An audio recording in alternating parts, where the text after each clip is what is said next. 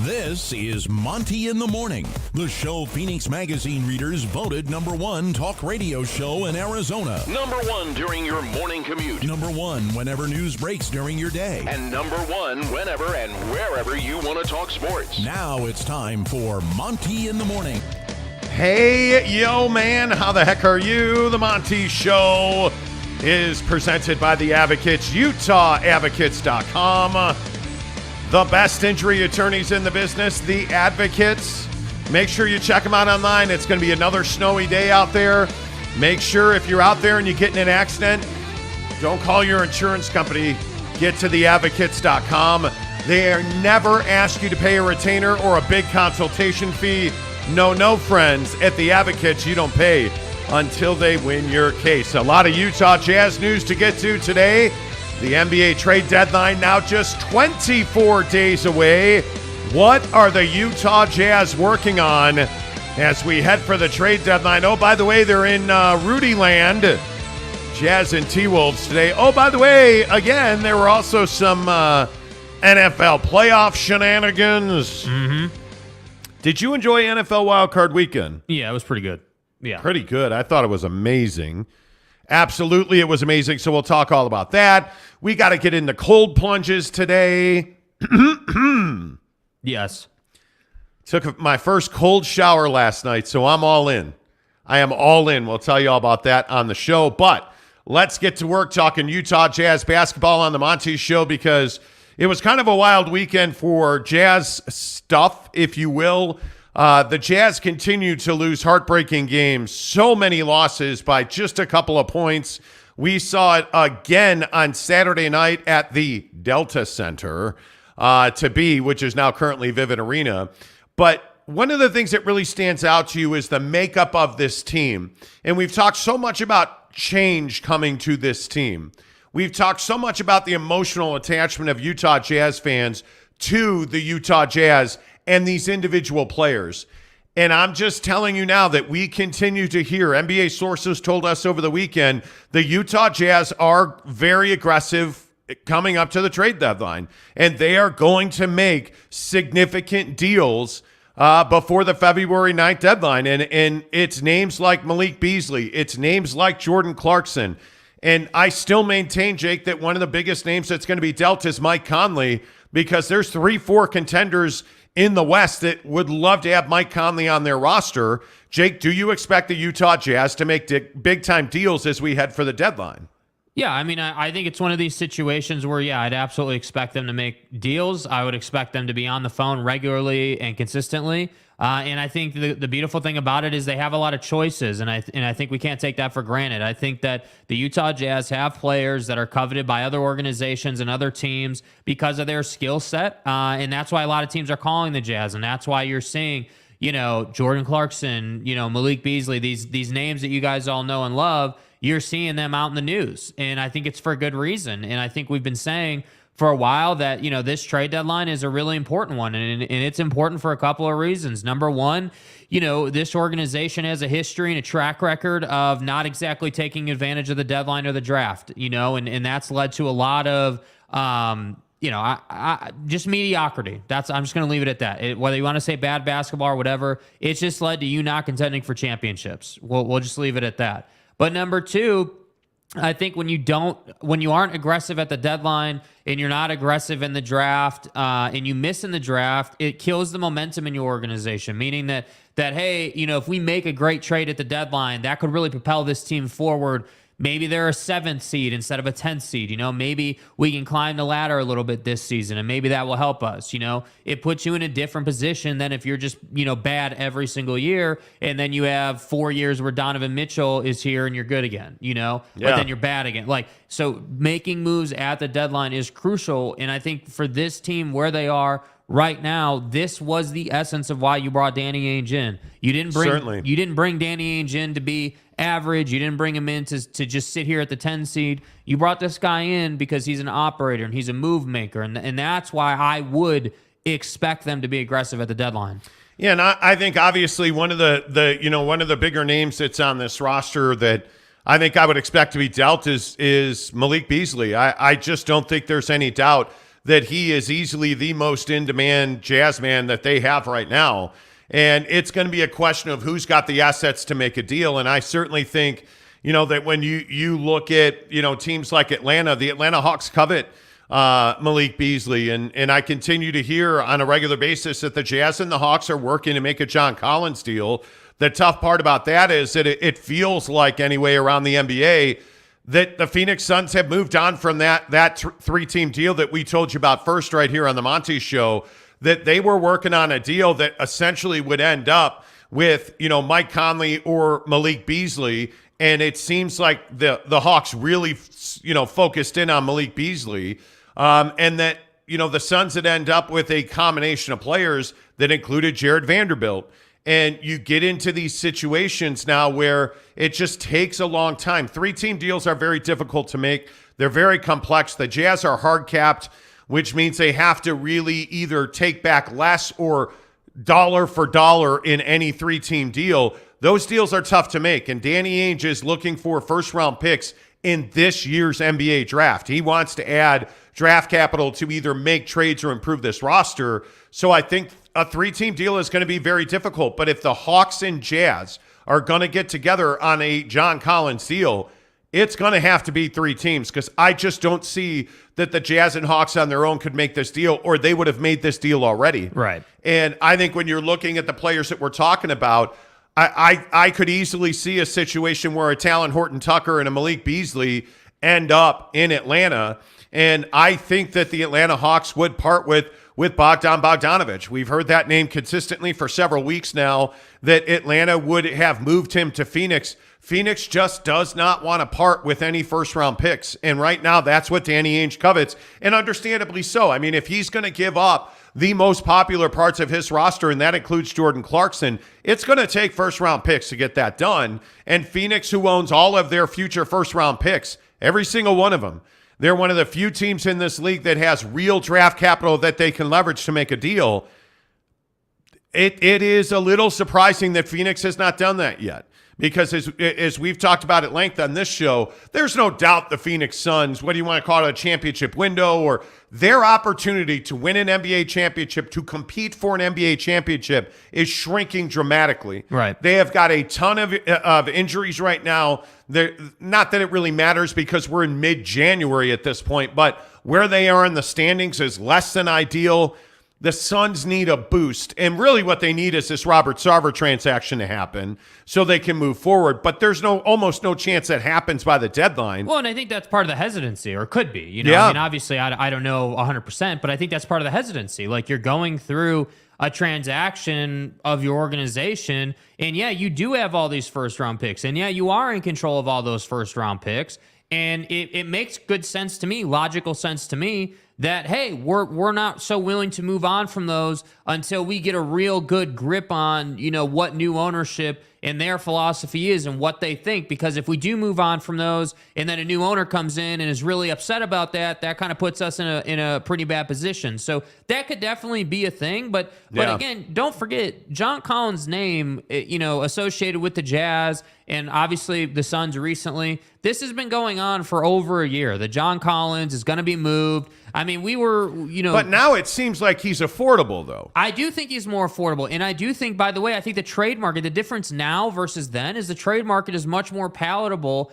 with everything that's gone on in the league. All the shifts, the Rudy trade, like you look at, some of these other big trades that have gone down. And Jake, the teams with money need deals. Yeah, well, the teams with capital need deals. The problem is the teams with capital, the traditional teams with capital, are not really doing anything. Like, we haven't seen, like use the Nets as an example. Like, I know the Nets are playing great basketball, and they went through all their stuff with Kyrie and Ben, and, you guys all know the story. But the reality of the situation is when they were trying to trade Kevin Durant, they wanted the world.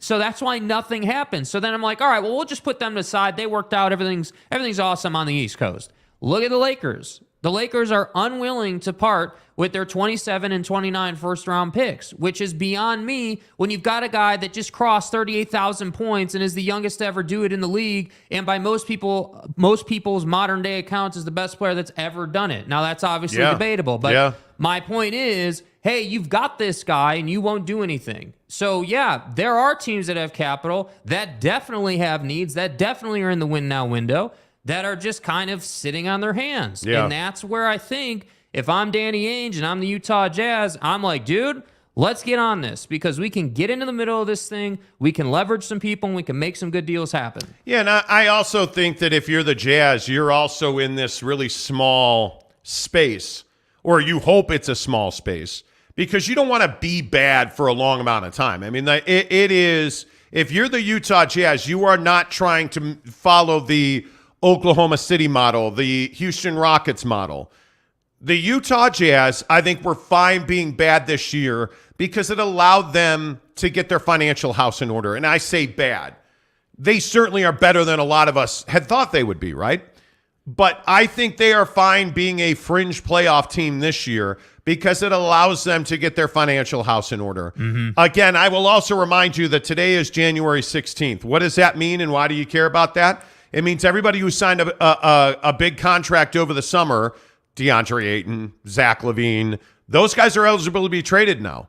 So you can move those players off your roster, and I still maintain that Deandre Ayton is a very interesting figure in the land of the sun, because he is a guy that if you look at how his relationship is with Monty Williams and you look at the awkwardness that has been Deandre Ayton since he signed that sheet with Indiana over the summer, you remember he signed a big offer sheet. The Suns immediately matched it.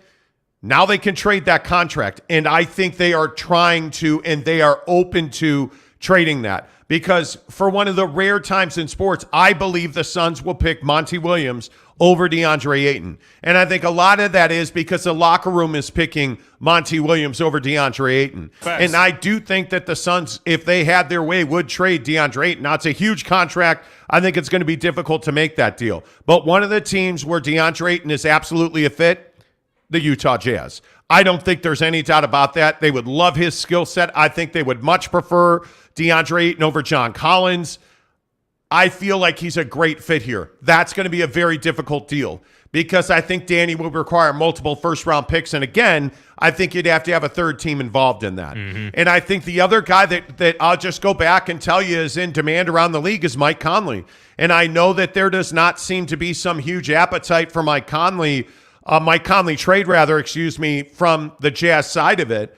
But I think Mike has told the Utah Jazz he'd love the opportunity to play for a championship.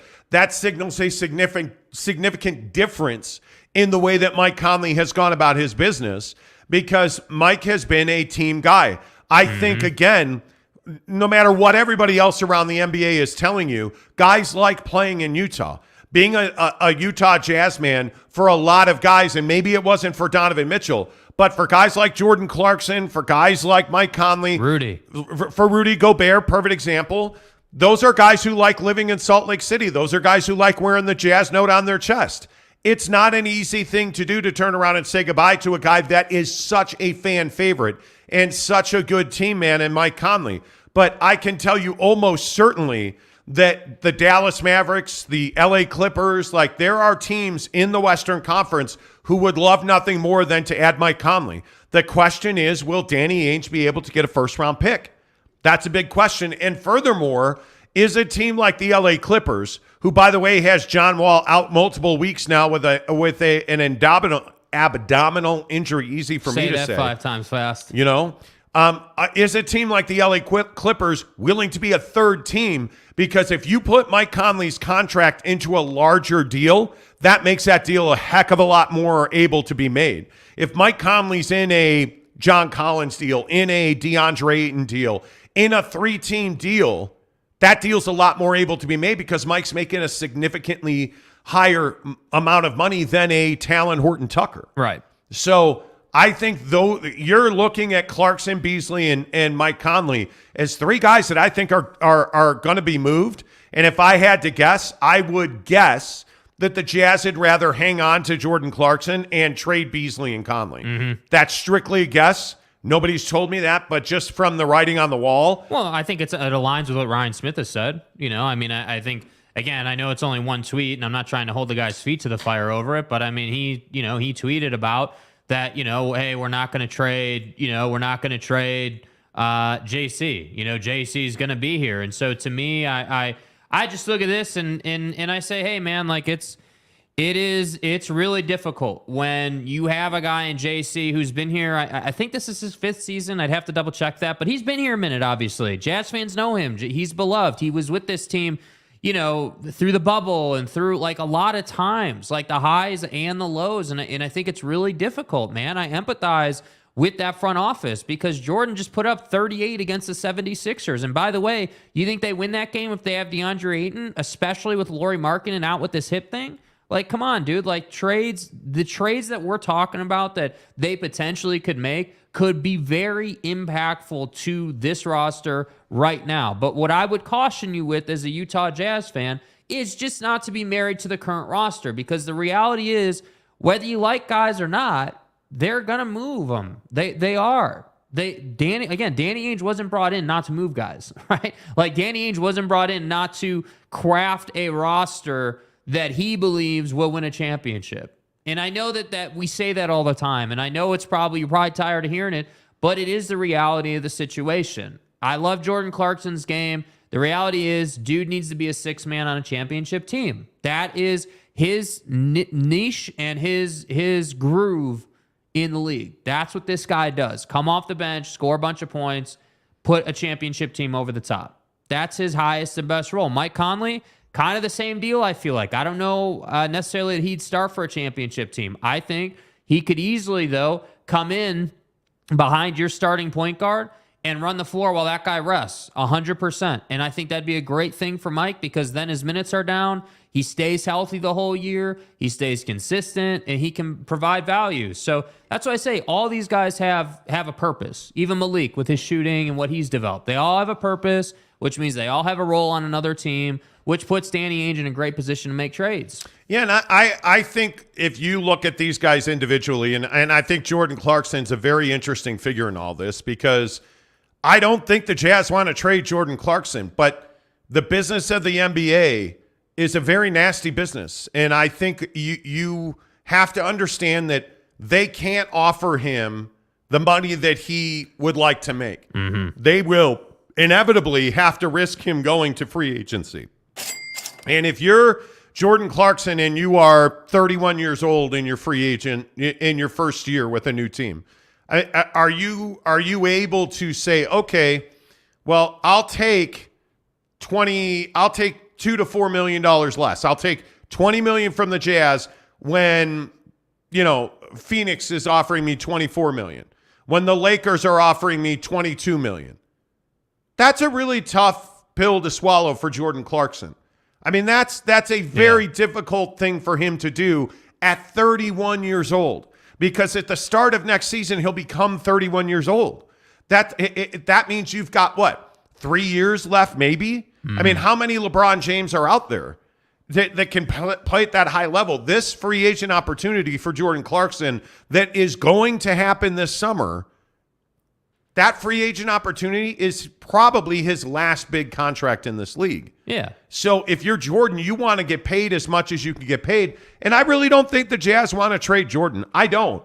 But I think when you're Jordan Clarkson and you recognize where you are, how many chances is he going to get to compete for a championship? Yeah, and that's why I say this guy shouldn't be vilified. This guy shouldn't be. This is different than JC's situation is different than Donnie's or Rudy's or Joe Ingles or Royce O'Neal or any of the guys who moved on from this roster before him. Jordan. I said it Friday and I'll say it again. In my heart of hearts, I really believe that Jordan Clarkson said to himself, "Hey, this is how much I want to be paid. This is how much I think I'm worth." And frankly, I agree. Dude just put up 38 against Philly. There's no really disputing that the guy should be paid in the low to mid 20s. But that last play of the game against the Philadelphia 76ers is quintessential Jordan Clarkson. You have a guy that has a big night, right? 38 points, but dribbles into an unwinnable double team. It's inexcusable to dribble into a double team with Joel Embiid and PJ Tucker. Right. When Mike Conley, and I agree that Mike Conley was slow to adjust and he probably should have slid over quicker, probably should have tried to pull his man away. He didn't. but Mike Conley was open.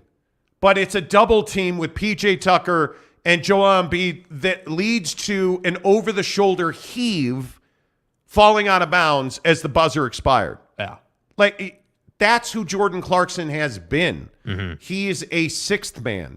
That's his highest, best use. Are the Utah Jazz paying Jordan Clarkson $20+ million to be a sixth man? Because he's not a starter on a championship caliber team. And I understand that that's probably going to piss some people off. But, hey, it is what it is, man. Yeah, like, I don't see that it makes financial sense to commit $72 million over 3 years to Jordan Clarkson. With all due respect. Not for the Utah Jazz, it does not. Because revenue streams at Salt Lake City are limited. I think that's why a lot of people are all nostalgic over the Delta Center deal. And the Delta Center deal is neat and cool, and it takes you back to John and Carl, and I totally understand that. But you know what the Delta Center deal does? It brings in a new stream of revenue. Yeah. Because Vivint is a company that is in transition. My guess is that Vivint wanted out because they probably cannot afford that deal, and Delta was only too happy to swoop in, and the Jazz were only too happy to have them. It works financially. It works from a branding standpoint. Great deal for the Utah Jazz. It's a revenue opportunity. That's huge for this team, right? So when you hear that happens and the building got these big upgrades and there's new food and there's new hospitality opportunities, like they're making as much money as they can on that building because that's the way that these teams operate in smaller markets. So are you telling me it makes sense to pay a guy that's your sixth man $72 million over 3 years? That doesn't make a lot of sense. Well, especially not when you're trying to send the message that you want to build a championship contender. You know, I mean, I look at, prolific six men in the league. I mean, Lou Williams wasn't, I don't remember Lou Williams ever making 25, 30, some ridiculous number a year. Like, I look at Jamal Crawford. Jamal Crawford was a prolific six man. I mean, he played on a ton of teams. And the reason for that is he was a one-year guy, one-year deal type guy who wanted to get paid a certain number, and that number was usually low 20s, and he was happy to just bounce around the league because he was that kind of guy. Hey, I'm a people guy. I can integrate to basically any roster. Right. I'm a paid assassin, and I really feel like Jordan is that guy too. I feel like I don't think he's as good as Lou Williams was, if I'm being honest. I think Jordan is much more hot and cold. He's much more inconsistent. Like, you brought Lou Williams in the game, you knew that you were going to get a silky smooth operator that knew when to operate the offense and knew when to get his own. But that said, JC is the guy now. It's JC's turn. So I don't blame Jordan Clarkson for wanting to go and get paid. I don't blame the guy for wanting to go and, win a championship. I don't blame him for wanting to do these things. It's his time. And that's why I say, I feel like he's doing right by the organization. And I know some people disagree with that or whatever, but he didn't have to say, hey, I'm definitely not opting into that player option. I'm definitely not taking another year on this deal. He didn't need to say that, but he did. And he is giving the Jazz an opportunity to make a choice. Now we just have to wait to see what they do. And by the way, he did tell the Filipino media this week that he is not engaged in extension talks. Yeah. So for everybody who says, well, sources, bro, and that we don't know what we're talking about, Jordan Clarkson essentially said to the Filipino media this week, I'm not involved in extension talks. So why would you be if you're Jordan Clarkson? Yeah. Why would you be? That, to me, that it makes a lot of sense that he's not. All right, don't forget all of our Utah Jazz talk on the Monty Show, presented by Quick Quack Car Wash. Dude, I love the guys at Quick Quack. I just will continue to say we've had a crazy year of snow and rain and sleet in this town, and it's been fantastic to see how easy it's been at Quick Quack Car Wash. It's been refreshing to have one right down the street from Casa de Monte at the district. We've been able to go there. It takes 5 minutes. The people are great. It's so easy to go through Quick Quack Car Wash because it only takes 5-6 minutes. Even when they're super busy, you're just moving through. You're not sitting in line, and it's great that it just keeps moving because there's actual human beings. They have employees at their car wash, which I know it's crazy talk, but at Quick Quack, you get a really friendly person who gives you a free dashboard wipe. You can bring the kids because there's colors and all kinds of different lights and soaps. It's a lot of fun to go to Quick Quack Car Wash. Make sure you tell them you heard about it on the Monty Show. Let's see. Who's first in this morning? Maury Alvarez, what's up? Hope Florida's treating you well. What's up? NY Monty fan, how the heck are you? He says, let's get it, Monty Crew. Utah Jazz playing the East Coast Mini T-Wolves and Gobert. The Rudy Goberts. Rudy Gobert. Y'all feel me? Good to see you, bud. Giggity, how are you, man? Good morning, friends. Good morning to you. Gage Carter, how are you? Tyler Dopp says Twitter, ? I don't know what you mean by that. Talking with Raphael podcast says, good morning, casuals. Happy Monday.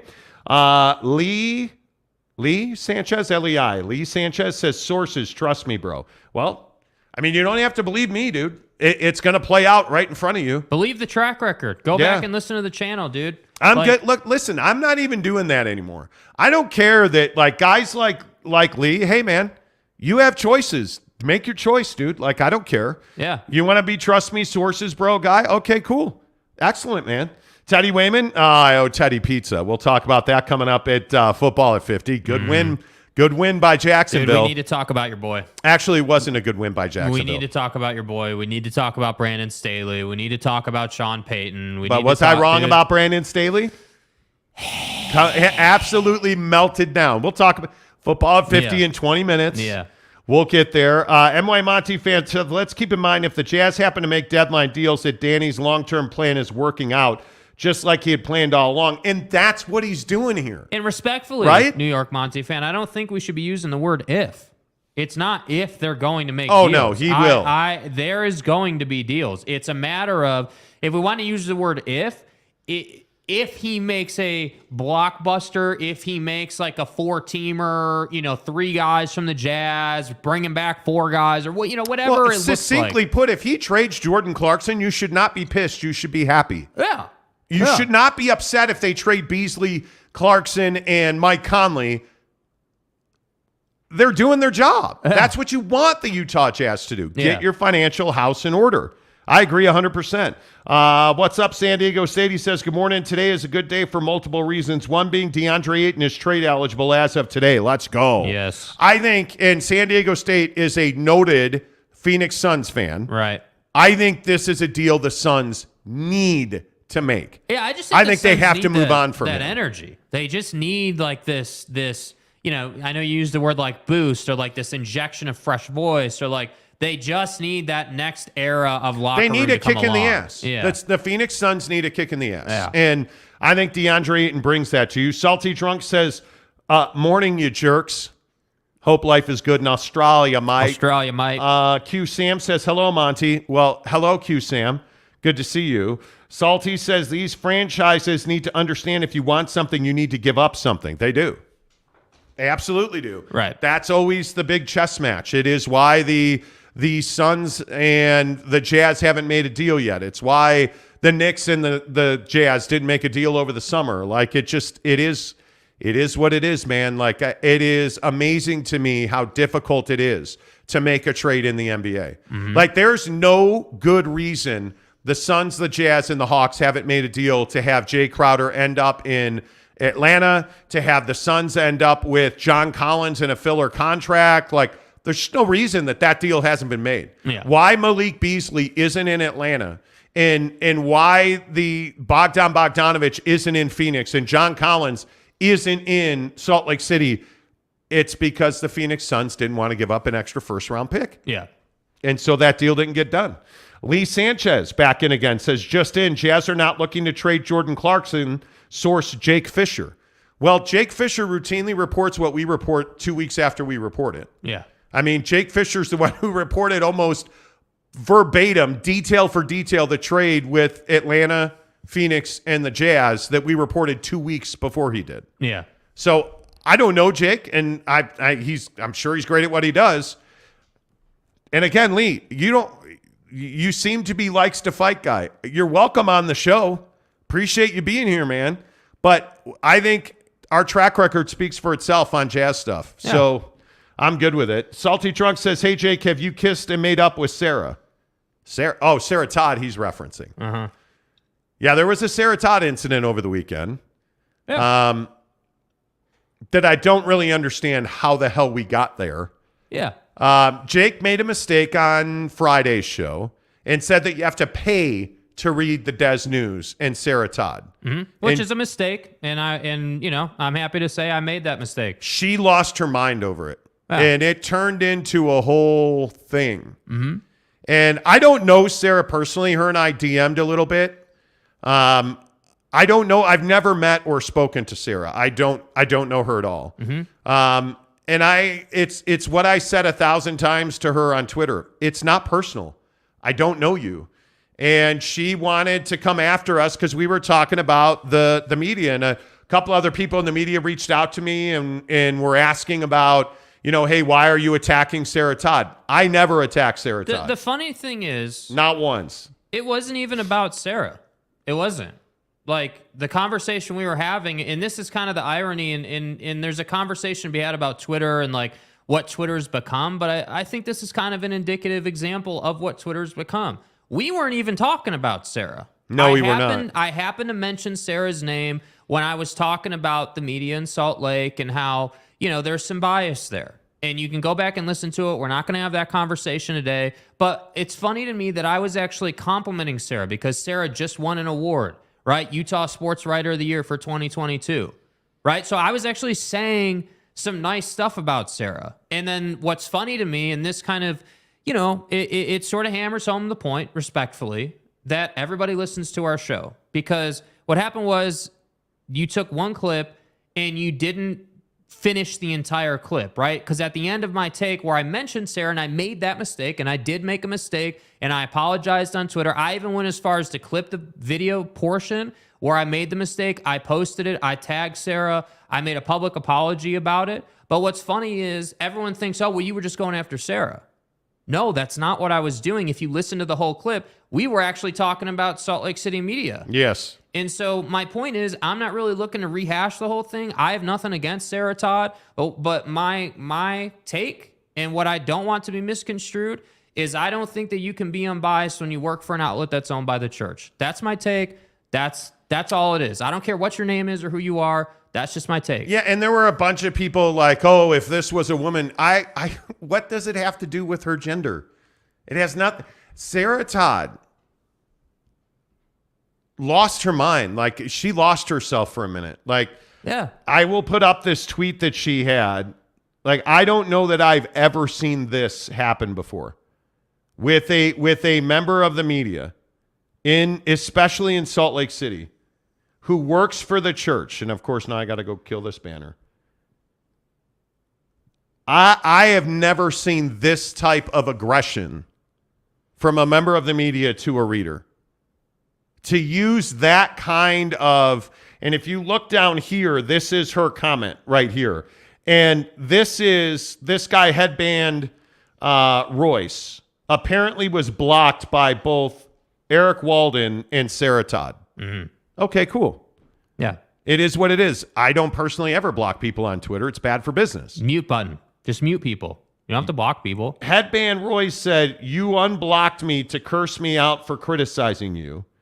These are the Utah Jazz beat writers. To which Sarah said, oh, actually, we did that because you're a bitch. Mm-hmm. That's shocking. You work for the church. That's amazing to me that is where we are. That's who this town has become media-wise. Yeah. And it's because, and I don't know Headband Royce, and I don't need to know. It almost doesn't matter what Headband Royce said. Yeah. You can't talk to people like that. And it's what Twitter has become. Twitter will bait and goat you into this stuff, and there's just no reason to engage in it. Mm-hmm. And again, I don't know Sarah. Like, yeah, she seems like a very good writer to me. I don't have a problem with her work. Yeah. I just wish somebody would ask, why does my biggest complaint with the media here is, why does the Filipino media have to be the one to ask Jordan Clarkson about extensions? And do you want to be traded? Do you want to play for a contender? Like, are you talking to the Jazz about an extension? And I know that people have talked to him about that here, but how is it that we don't see that on a regular basis? And Sarah got all upset because we said that, hey, I don't see that. I straight up said, I don't see the Utah media consistently asking, hey, Ryan Smith, did Donovan Mitchell demand a trade? Like, you had a window of time, and now going to the guy and asking him that makes no sense. Well, and I think it makes no sense. I think that we can all agree that Donovan was never asked, hey, did you ask for a trade? Never asked. And you know, I'm sure all the people listening in the media who somehow, some way. No. Let's get it right. All the people who say they never listen yet directly quote us. Right. Yeah. Well, and I think, again, I look, everyone wants to say, and again, I'm not looking to attack anybody. I'm just telling you what was said to us over the weekend. Bunch of conversations about, hey, you guys claim you're the biggest sports talk show, in Utah, but you only have 9,000 people on your channel. That tells me you fundamentally don't understand how YouTube works. There are channels with 100,000 subs, and they're doing less views because the content's not as engaging. And I don't mind backing that up. You guys, just on our live shows, we're doing 200,000 views a month. Yeah, and the thing is... That's not our podcast. That's not our... Do you know how we know that, though? Do you know how we know that? I just want to make this clear so you guys don't think that we're trying to be this YouTube channel that says we have sources and we have views and we have all this stuff. We do have sources. My guy right here has been in the industry for 30 years. You think he doesn't know anybody? You think he hasn't formed relationships? He has formed relationships and he knows people, and we do have sources, Lee, with all due respect. Number two, do you think we just make up these numbers? Like, go on YouTube and search YouTube Creator Studio. What does that even mean? That means YouTube tells you how many views you had in the last 28 days. That means I can tell you in the last 60 minutes how many people listened to our show. I can tell you in the last 48 hours how many people listened to our show and which show that was based on the title and how the long upload. they listened and where they came from. So it's not in question. And listen, the beautiful thing is, all these people can hate on us, and it's fine. And I'm not even trying to be the guy that gets hated on, right? But the reality is, you're not getting away from the fact that you work at an outlet owned by the church. It's not happening. And that's okay. That doesn't make you some bad person. But when we talk about the media, and we have this conversation, and we get asked about it, it shouldn't be this thing where we have some meltdown on Twitter. Like, it just shouldn't get there. And it's not personal. It's not. It's I keep telling people that. I don't know, like, Andy Larson at the Tribune. I canceled my subscription to the Trib after his run-in with Donovan. Like, that was the end for me. He reached out to me. We had a conversation. I don't know Andy. I've never met Andy Larson. I don't know him.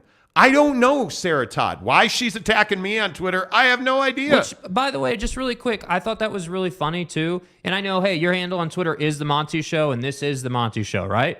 But I think it's fair to say that the people in Salt Lake specifically know that that's your Twitter account. I would agree with that. You would agree with that, right? So what was really interesting to me is that I'm not even sure that she heard what was said. Because if she heard what was said, she'd have known that I made that mistake, and that was my issue and my screw-up, right?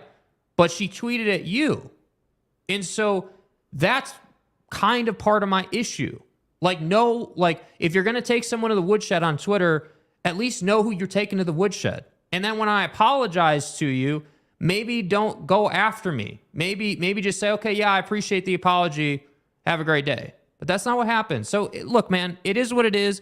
Yeah. I have nothing against Sarah. I'm not looking to cause some huge fight. I'm not looking to do, what we did on Twitter over the weekend. I'm not looking to do it. And there were a bunch of people who tweeted at me on my apology tweet, and a couple people supported me. A couple people said I was an idiot, and I don't know what I'm talking about. And my point is, that's Twitter. That's what it is. That's why, and we don't interact with a lot of people on Twitter. It's just not worth your time. It's really not, I'm telling you. And by the way, the abuse that Sarah took over the weekend on Twitter was ridiculous. Yeah, unjustified, not ridiculous. Correct. And again, my DMs are open. There's nobody in this town that doesn't have my phone number or can't get it. Like why do that on Twitter, Sarah? And Sarah claims she doesn't watch our show. The question I would ask you, Sarah, are you happy with the result you got? Because I'm not happy with it at all. Yeah. It didn't. The abuse that Sarah Todd took on Twitter was completely unnecessary. In my opinion, is completely unnecessary. And again, I know this is also a discussion. I view myself as a member of the media, right? We do a show. We have a ton of views on YouTube every month, 200,000, like he just said. And that number has grown. It used to be 95,000. But the other thing, I want to address that real quick. Like one of the radio guys in town reached out to me and was like, "Oh, dude, he said I was being disingenuous." Let me tell you again, because clearly when you say things like you're being disingenuous, hey, bro, you don't know me. To call me disingenuous, now you want to call me an asshole or you want to say I'm very direct? Oh, you absolutely are correct. I don't mince words. I am very direct. I never say things for effect. I never say things to get a reaction. The fact of the matter is, one of our ad partners told us we are the largest sports talk show in Utah. We didn't make that up. Like, we have relationships where people have access to radio ratings. You may know that. We are the largest sports talk radio show in Utah, and it's not close. Listenership, like he was throwing digital numbers at me. Guy, I don't even include our podcast numbers. Yeah. Like our Spotify numbers we don't even include that in how many people watch or listen to our show. Yeah. I'm talking just about YouTube. Yeah. And you're exactly right. One of the guys said to me, "Well, you only have 9,000 subs. What are you talking about? You don't understand how YouTube works. You don't get it. 9,000 subs, 100,000 subs, 1,000,000 subs has nothing to do with how many people watch your channel. Nothing." Okay, I'm done with it now. Let's get some of your comments in here. I'm happy to talk about that if you like.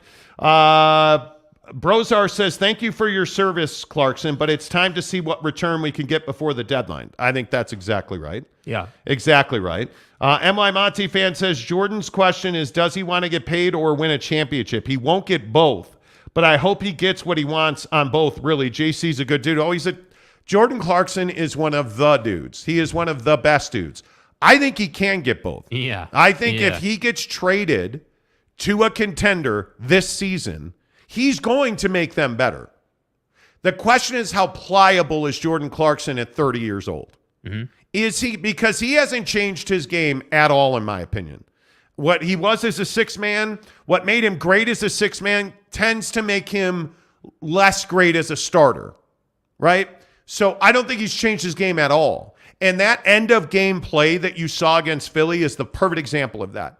But Jordan Clarkson being a sixth man for any of the top contenders in the East, if Jordan Clarkson is on the Cleveland Cavaliers, forget it. Mm-hmm. That team's the best team in the East, in my opinion. I think they're better than or close to Milwaukee at that point.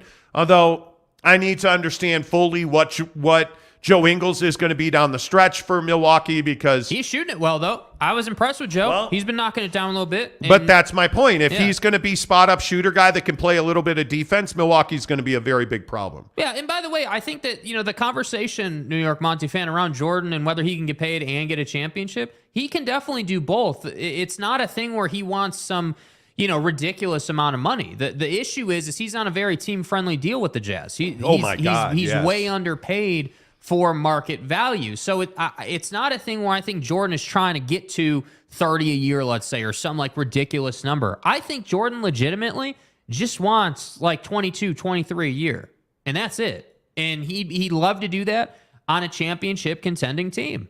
Like that's what I think he wants, and I think that's very possible.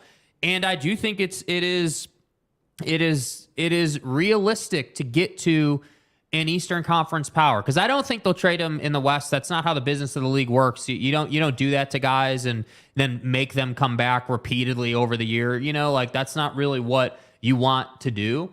So yeah, I think the Cavs, the Celtics, the Bucks, like any of these powers out East, I think are very viable options for Jordan. But I also think we need to be realistic and say if Jordan Clarkson gets traded, there's no reason he can't re-sign here in the summer.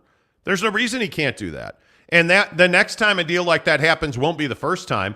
Is it unlikely? I think it is. If they trade Jordan Clarkson, I think whoever he gets traded to will have the inside track to re-sign him. Because they're not trading him to who's the worst team in the NBA, Orlando or Houston. They would be trading him to a Boston, a Philly, a Milwaukee, a Cleveland, a Dallas, a Clippers. San Antonio and the Alamo Dome won't do. But you get my point. Yeah, like they're not gonna trade him. No, they're gonna do right by him. I would guess. I mean, I don't know why. Like you have no reason not to do right by him. Yeah, exactly. Thank you. Like exactly. That's he's exactly done everything right. he needs to do. Yeah, that's exactly right. I agree with that. A hundo P. Let's see. Steven Smith, what's up, my Big 12 guy? He says he gives us a $10 tip. Thank you very much. Appreciate that. Do you guys watch college basketball? I do. My guy Baycott of Carolina, that injury is killing me because that seems to be his life these days. Well, his entire career. Did you guys hear about that thing with Darius Miles at Alabama? Yeah, gnarly, dude. A player at Alabama, a kid named Darius Miles, and I don't think he's related to NBA Darius Miles. I could be totally wrong about that. But he is charged with capital murder this morning because over the weekend, he and another friend, somebody he was with, according to reports, got into an argument, exchanged gunfire with somebody in a car, and a woman that was in the car was shot and killed. Yeah. He and his friend are both under arrest for capital murder. Yeah. My God. Life's over, man. Brutal. If you do, what concerns do you have about the rules for the games that have been played so far in college basketball? Specific to what? Yeah, what rule? Like specific to what? I'm happy to talk college basketball. Yeah. Mike Maples, what's up, Mapes? Good to see you. He says, grown-ups don't take things in a digital world personally. Thank you both for always taking the high road. And we really do try to do that, Mapes. Like that's so true that you can't take what somebody tweets at you personally. Yeah, and I want just to be really can't do clear. that. I don't want everybody in Salt Lake to hate us or think that we're just out to get people because we're really not. Like the problem is that there aren't a lot of conversations about the situation, if you will, with the media. And so when that conversation's had, it upsets people. And I get that. I respect that. I don't even think that that's silly. I understand why you might be upset that we're talking about the fact that the church owns your outlet. And so that's why you can't be... Or that we got it wrong, that you don't have to pay Sarah Todd. You can read her for free. I understand why that might upset you. Yeah. But to go to war over it on Twitter is it's crazy. Yeah. Let's see. Boyd Lake. Papers that are free online make enough through online ads to remain free to read. Yeah. You would hope so. Yeah, that's true. You would hope so. I would think so. Louis Capazzo says both the Des News and the Trib are good enough to start a fire with, in my opinion. Well...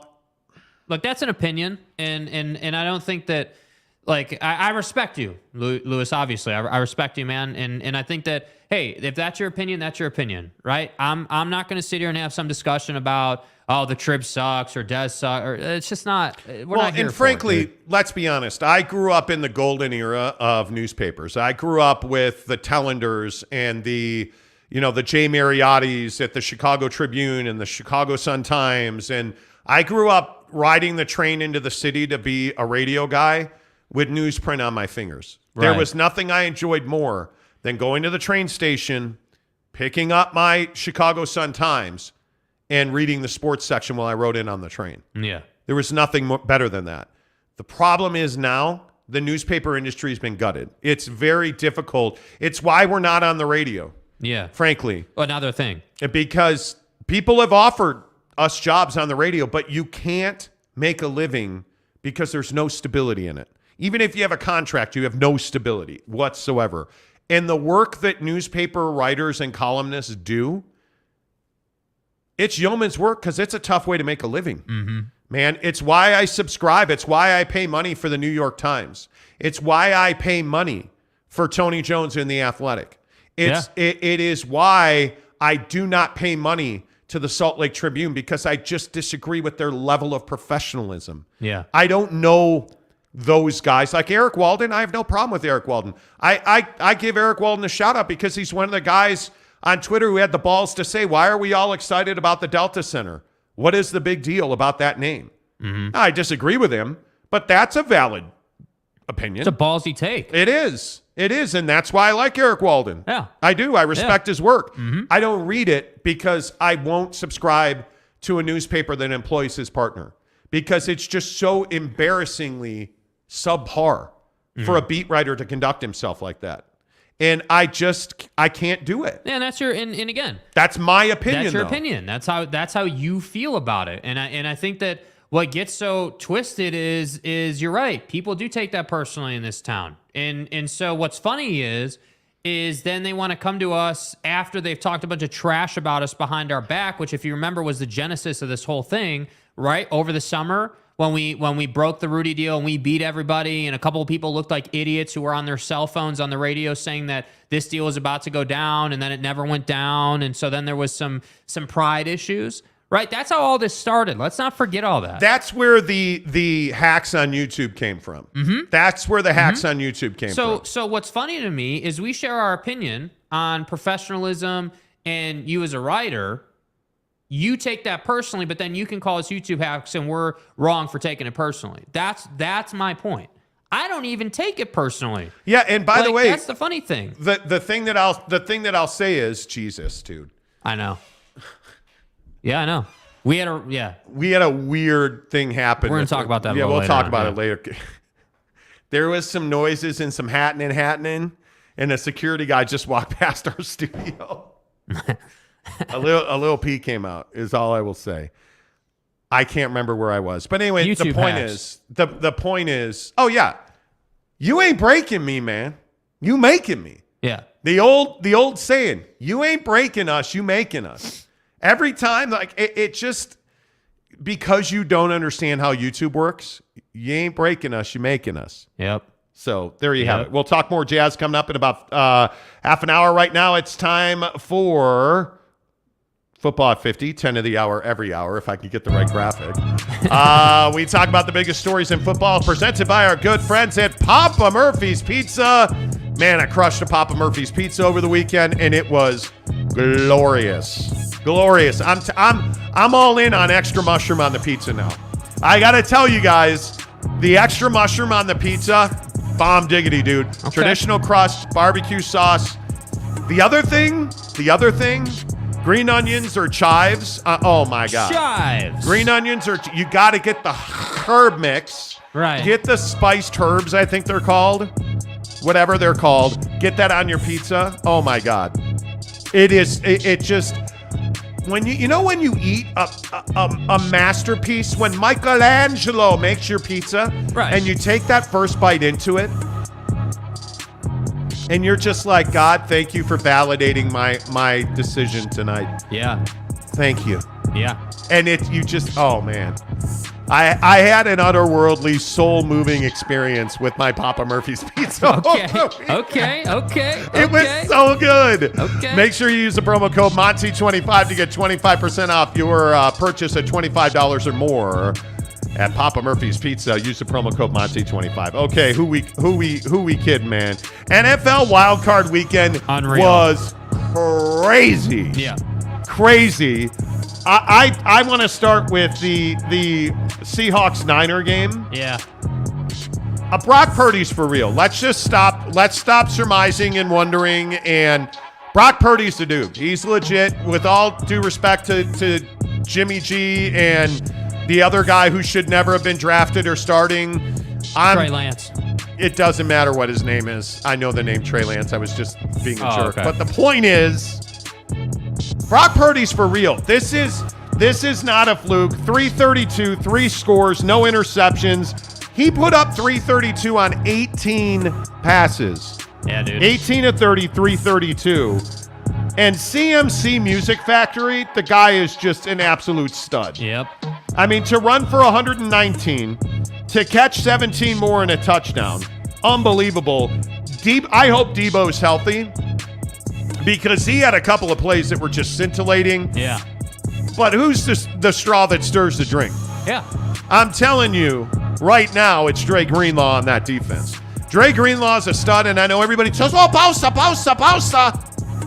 Dre Greenlaw's the dude on that defense. Mm-hmm. And the 49ers should win the NFC Championship. I don't know how they don't. Yeah, I mean, I thought it was an interesting game. I mean, obviously, the Seahawks kept it close in the first half, and then the second half, you see the result. They end up losing by, whatever that is, 18 or, and I think that, the 49ers, and I thought we saw this a lot on Wild Card Weekend, where the first half, the winning team, got out a little slow, and then the second half, they get it going. We saw that, and I think that, yeah, if Brock Purdy can continue to be this guy, you're gonna have a tough time beating the 49ers. You're gonna have a tough time keeping them out of the Super Bowl, honestly, because if he's gonna throw for 300 plus on sub 20 attempts, like that's pretty efficient. Now, obviously, he's not going to do that against every team. Obviously, that's really like high level efficiency. But you get my point. If this guy can throw for 3 or 4 TDs and not turn it over, which is most important, they are going to be difficult to beat. And yeah, having an X factor like Deebo Samuel on your team who can do what he did, in addition to what McCaffrey did in the run game, you're in a great place. So to me, I just look at this and I say, hey, like, more power to you. You did an awesome job, and now you're on to next week, and we'll see what they all have to offer. I'm telling you, they're good. I'm telling you that the great forehead explosion in the second half that we saw in Jacksonville, I don't know what Doug Peterson did at the half. I have no idea. Whatever he gave to Trevor Lawrence, I want some of that. Because Homie came out and had a different second half than first half, and Brandon Staley's still not fired. Yeah. Which is remarkable because my guy, the sex machine, Justin Herbert. Right. Justin Herbert should be going on to round 2, and the Jags should be going home. Should Staley pay for that with his job? Yeah, I mean, probably that's what's reasonable. It's just frustrating because I don't know how NFL teams do this on the regular. I don't know. No idea. This goes back to Brady and the Falcons, 28-0, right? You lose, 32-28, I think was the final score there. Like, I don't know how this regularly happens. I understand, okay, you go to the half, you're comfortable, you're feeling great. You come out, the Jags go, they stop you, they cause a 3 and out, they go down and score. Okay, great, that's NFL. We're fine. That's going to happen. We're fine. Get back to basics. That's what I don't understand. Like, why we're trying to do all this magic, high-level, taking shots stuff. Run the football. Like, be committed to running the football, possessing the football, and burning clock, but they won't do that. Go play intramurals, brother. It's incredible because I'm with you. Like, Herbert's not my favorite quarterback, but damn, he's enjoyable to watch, dude. He is, and he's a good quarterback, yet he somehow always finds himself here. He's no GS7. Yeah, he's no GS7, but he'll do, okay? He'll do, all right? He's no Brock Purdy, but he'll do. You know what I mean? Like, come on, man. By the way, did Geno come back to earth? Hell yeah, he did. Hell yeah, he did. Geno's gonna Geno. You know what I mean? By the way, Justin Herbert, 273, a touchdown. The guy deserved to win the game. I don't know what's up with that defense, but... that's the other thing. How are you giving up big plays over the top when you're ahead? How does that happen? All you have to do is... The forehead is huge, bro. Like, all you have to do... Oh, my God. How did you get... You picked him off 4 times, and he still beat you. Like, how are you not just playing cover 2 the entire second half? By the way, then there's Joe Burrow. Joe Burrow. Talk about uncomfortable. Jesus. My God. How close was that game? You feel for Tyler Huntley because that ball coming out on the goal line that goes for the game-winning touchdown. I mean, how many times have we seen dudes jump over like that? Now, I know that Tyler Huntley isn't Lamar Jackson when it comes to running the football, right? Like, I know Lamar is elite. He's special. He can do things that other guys can't do. But did you see what J.K. Dobbins said? Mm-hmm. We win that game if Lamar Jackson plays. I don't know that I agree with that. I'm not sure I agree with that, man. I think it's close, but... Like, Cincinnati made plays, dude. The goal line. They did. The goal line thing, if Lamar did that, the same result would have happened. Like, it's just a reality of the situation. And you know what the real problem is? Is that guys like J.K. Dobbins can say what they want to say. The issue is Lamar Jackson is not a winner. He's not a Super Bowl winner. He's not. He's not a winner at the highest level. And when you want, Deshaun money, you have to have at least proven you can get to, the AFC Championship game at a minimum, and you have at a minimum. Like, you haven't proven that, and that's the issue. I don't know, man. I just think you're running through Cincinnati. Do you know how good Cincinnati had to be? That play by Hubbard Yeah. To have the sensibility to pick that ball up and run, and then not just collapse at the 50-yard line from That's a lack of long oxygen. run, bro. Do you know how wrong? I think that's 98 yards. Yeah. He ran 98 Full yards. out And sprint. the other thing that really stood out to me about that was he had a caravan with him. Yeah. It wasn't just him trying to outrun Andrews. He had Bengals teammates with him. Well, and the funny thing was, it was like 4-on-2. I think he had 4 Bengals guys and It's two crazy. Ravens guys, and just the reaction from the Bengals. As soon as he had that football, you saw them all turn and go. Like they just knew, okay, time to go down the field. Like they just knew.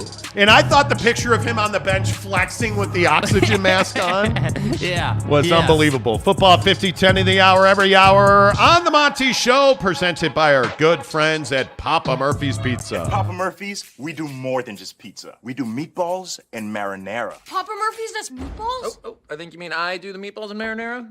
And how do you do it, Dad? How do I do it? How do I do it? Well, we do it with savory ground beef Covered in tangy marinara. That's how, honey. At Papa Murphy's, we make great pizza. And don't forget the meatballs. Order now at papamurphys.com. There you go. Check it out, Papa Murphy's Pizza. Papa Murphy's in the mobile app is what I would tell you. Get the mobile app, and you got to get the meatball marinara. Again, I just am telling you, my spirit was moved into obesity and awesome foodness this week. Man, extra mushrooms. How do you guys pizza? I'm telling you, extra mushrooms is where it's at. Yeah. Extra mushrooms. We had a really good weekend of cooking. Now, you were cooking, but in a different fashion, Right. while hanging out with your still girlfriend. Mrs. Monty and I, yesterday morning, made an unbelievable eggs. Again, had more mushrooms. I'm just on a mushroom run. We get it. I went and got my workout on. Did you work out yesterday? Oh, that's right, you didn't. I went to the gym to defaticide myself. And, I go out of my way to text you about soccer, and what do I get? Oh, well, I can't watch because I'm at the gym. No, I didn't say that. I said I'm not watching because I'm fat. Right. Thank you, Kai Havertz. Fat. But so I go to the gym, and then I go to Harmon's at the district, and I get some shiitake mushrooms. I get some fresh chives. I get a fresh tomato. Bang, bang, bang, chop them up. Mrs. Monty, who's got a broken branch right now, makes the scrambled eggs. I made sure I got some Dave's Killer Bread, the seeded, 12 grains. So we know what that's going to mean today. Oh my we God! Know what that's gonna be.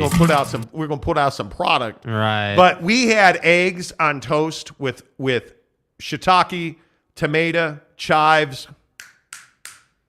Telling you, cracking. Mm-hmm. And then yesterday, I made some asado seasoning wings. Mm-hmm. Oh, my God. It was a good weekend. Saturday, we had one of the worst Chipotle experiences in a bowl that I've ever had. Well, not even that, but we sit down at Chipotle, right? And Mrs. Monty's like, I just feel like they're chinsing on their bowls now.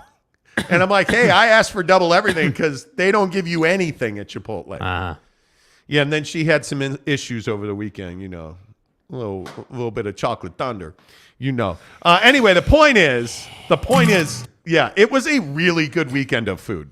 There you go. I hope everybody appreciates that. Anyway, Apple going after EPL domestic rights. Josh, bite your tongue.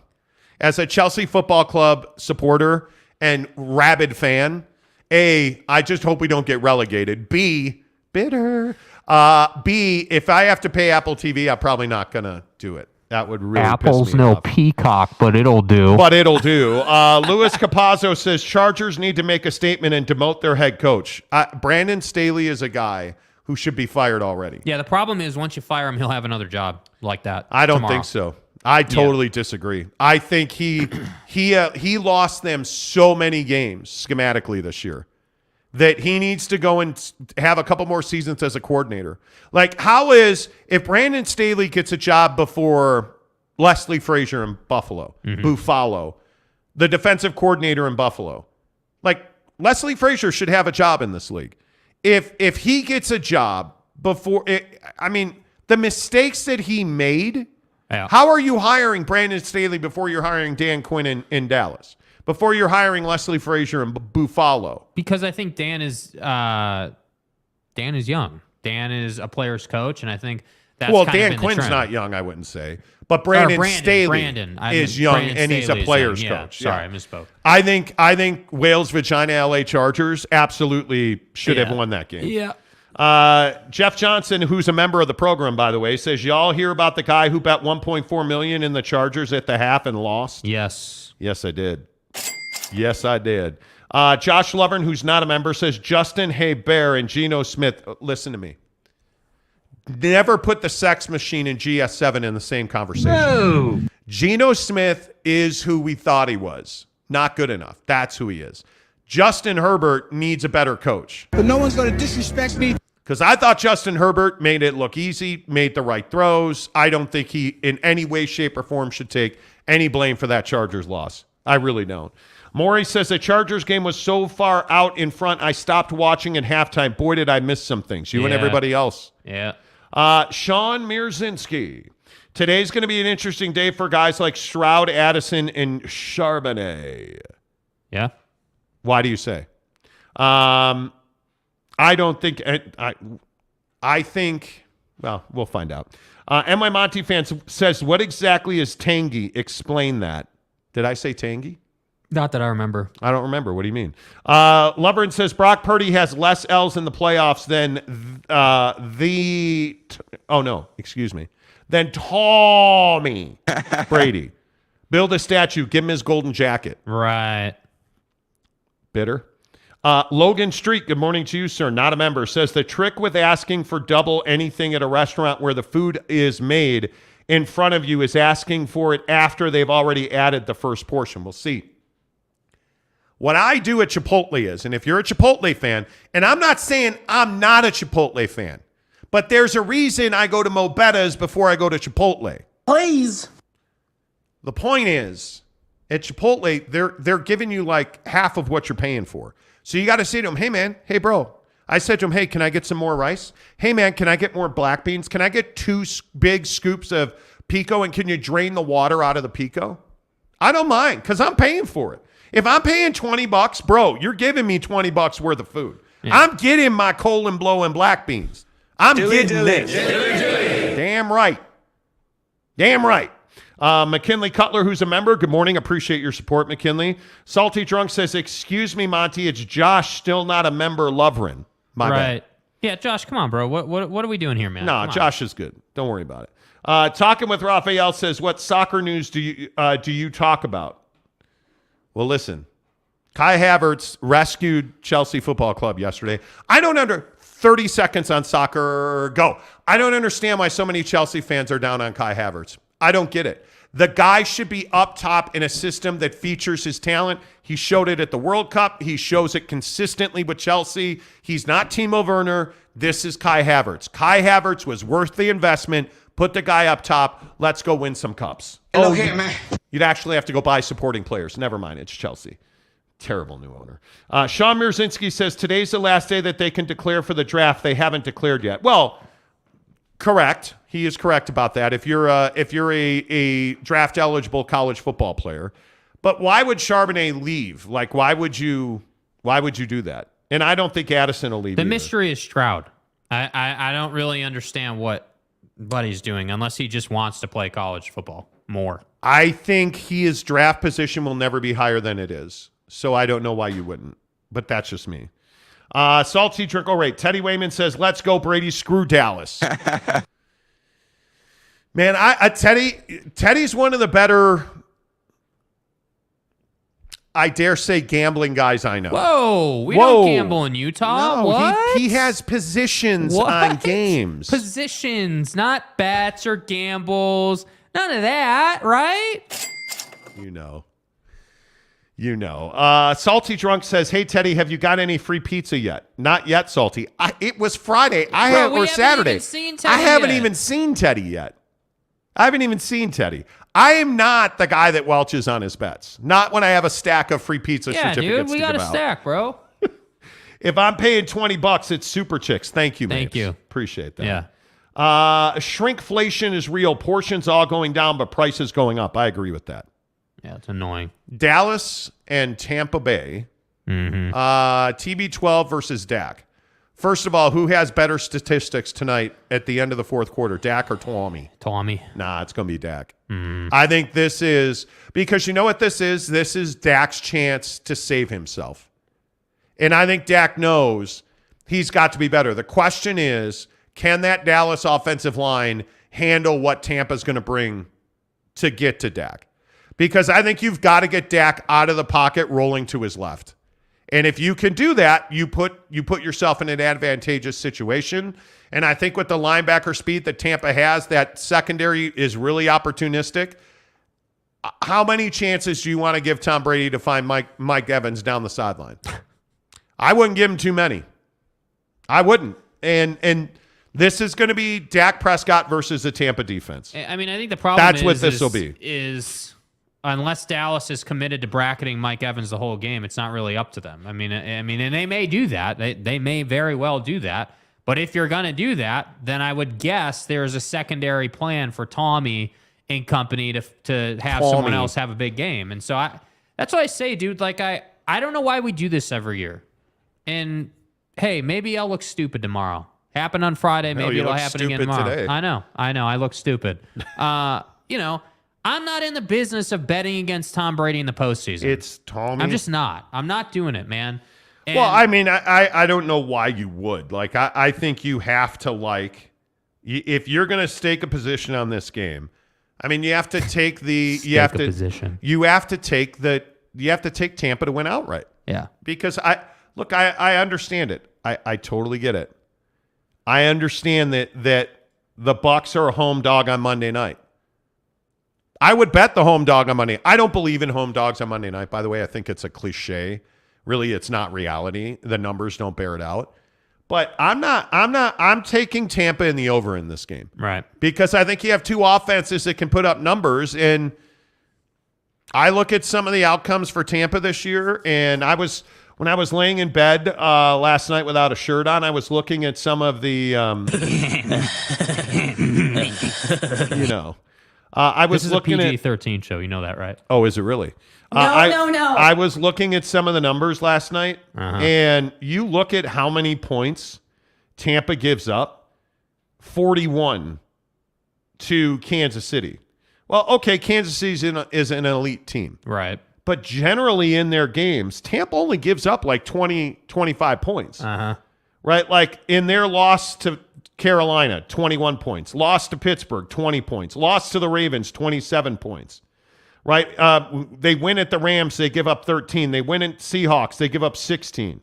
Loss to the Browns, 23. Win against the Saints, 16. Yeah. Like the 49ers dropped 35 on them. Bengals dropped 34 on them.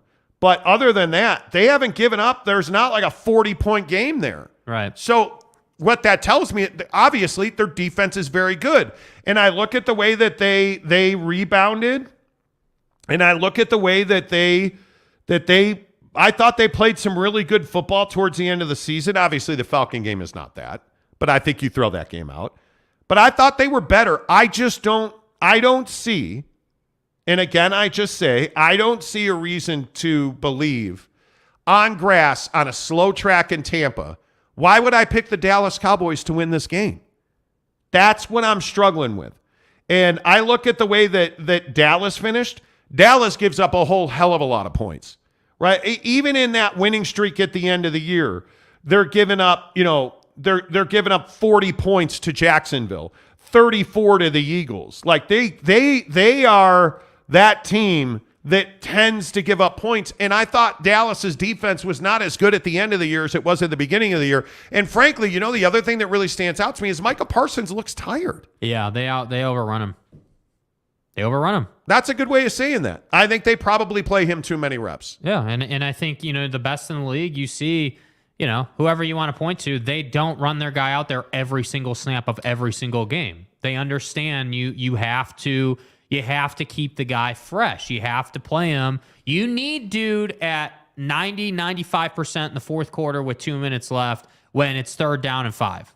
You need that. You can't have Micah being half speed at that juncture in the game when you need to go and get Tommy. You know, so that's why I say he should be on a pitch count. He should be on a minutes restriction. He should be on a snap count. Whatever sports nomenclature example you want to use, they need to do that. And frankly, I don't want to hear tomorrow if Dak has 3 interceptions in this game that, it went off his hands and nothing Dak can do about it or whatever. I'm done with the excuses about Dak. You either got the job done tonight or you didn't. And unfortunately, I don't believe he gets the job done. Now, maybe I'm a hater. I'm happy to be that guy. That's fine. I don't believe in Dak as much as, we disagree on Dak a little bit.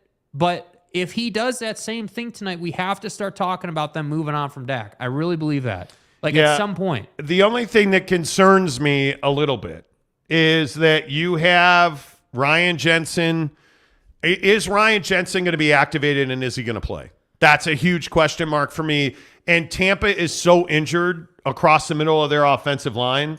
Donovan Smith, Leverett's not going to play in this game. Hainsey, I don't know about Hainsey's situation. He's questionable in this game. But, just through all of their offensive line, they're so injured. That gives me a little pause. Who's the Scotty Miller of this game, bro? No, the question is who's going to block Anthony Barr? Because I think Anthony Barr is a legitimate threat in this game to make a huge impact. By the way, who knew that Anthony Barr was a Dallas Cowboy? He has had such a quiet, under-the-radar season.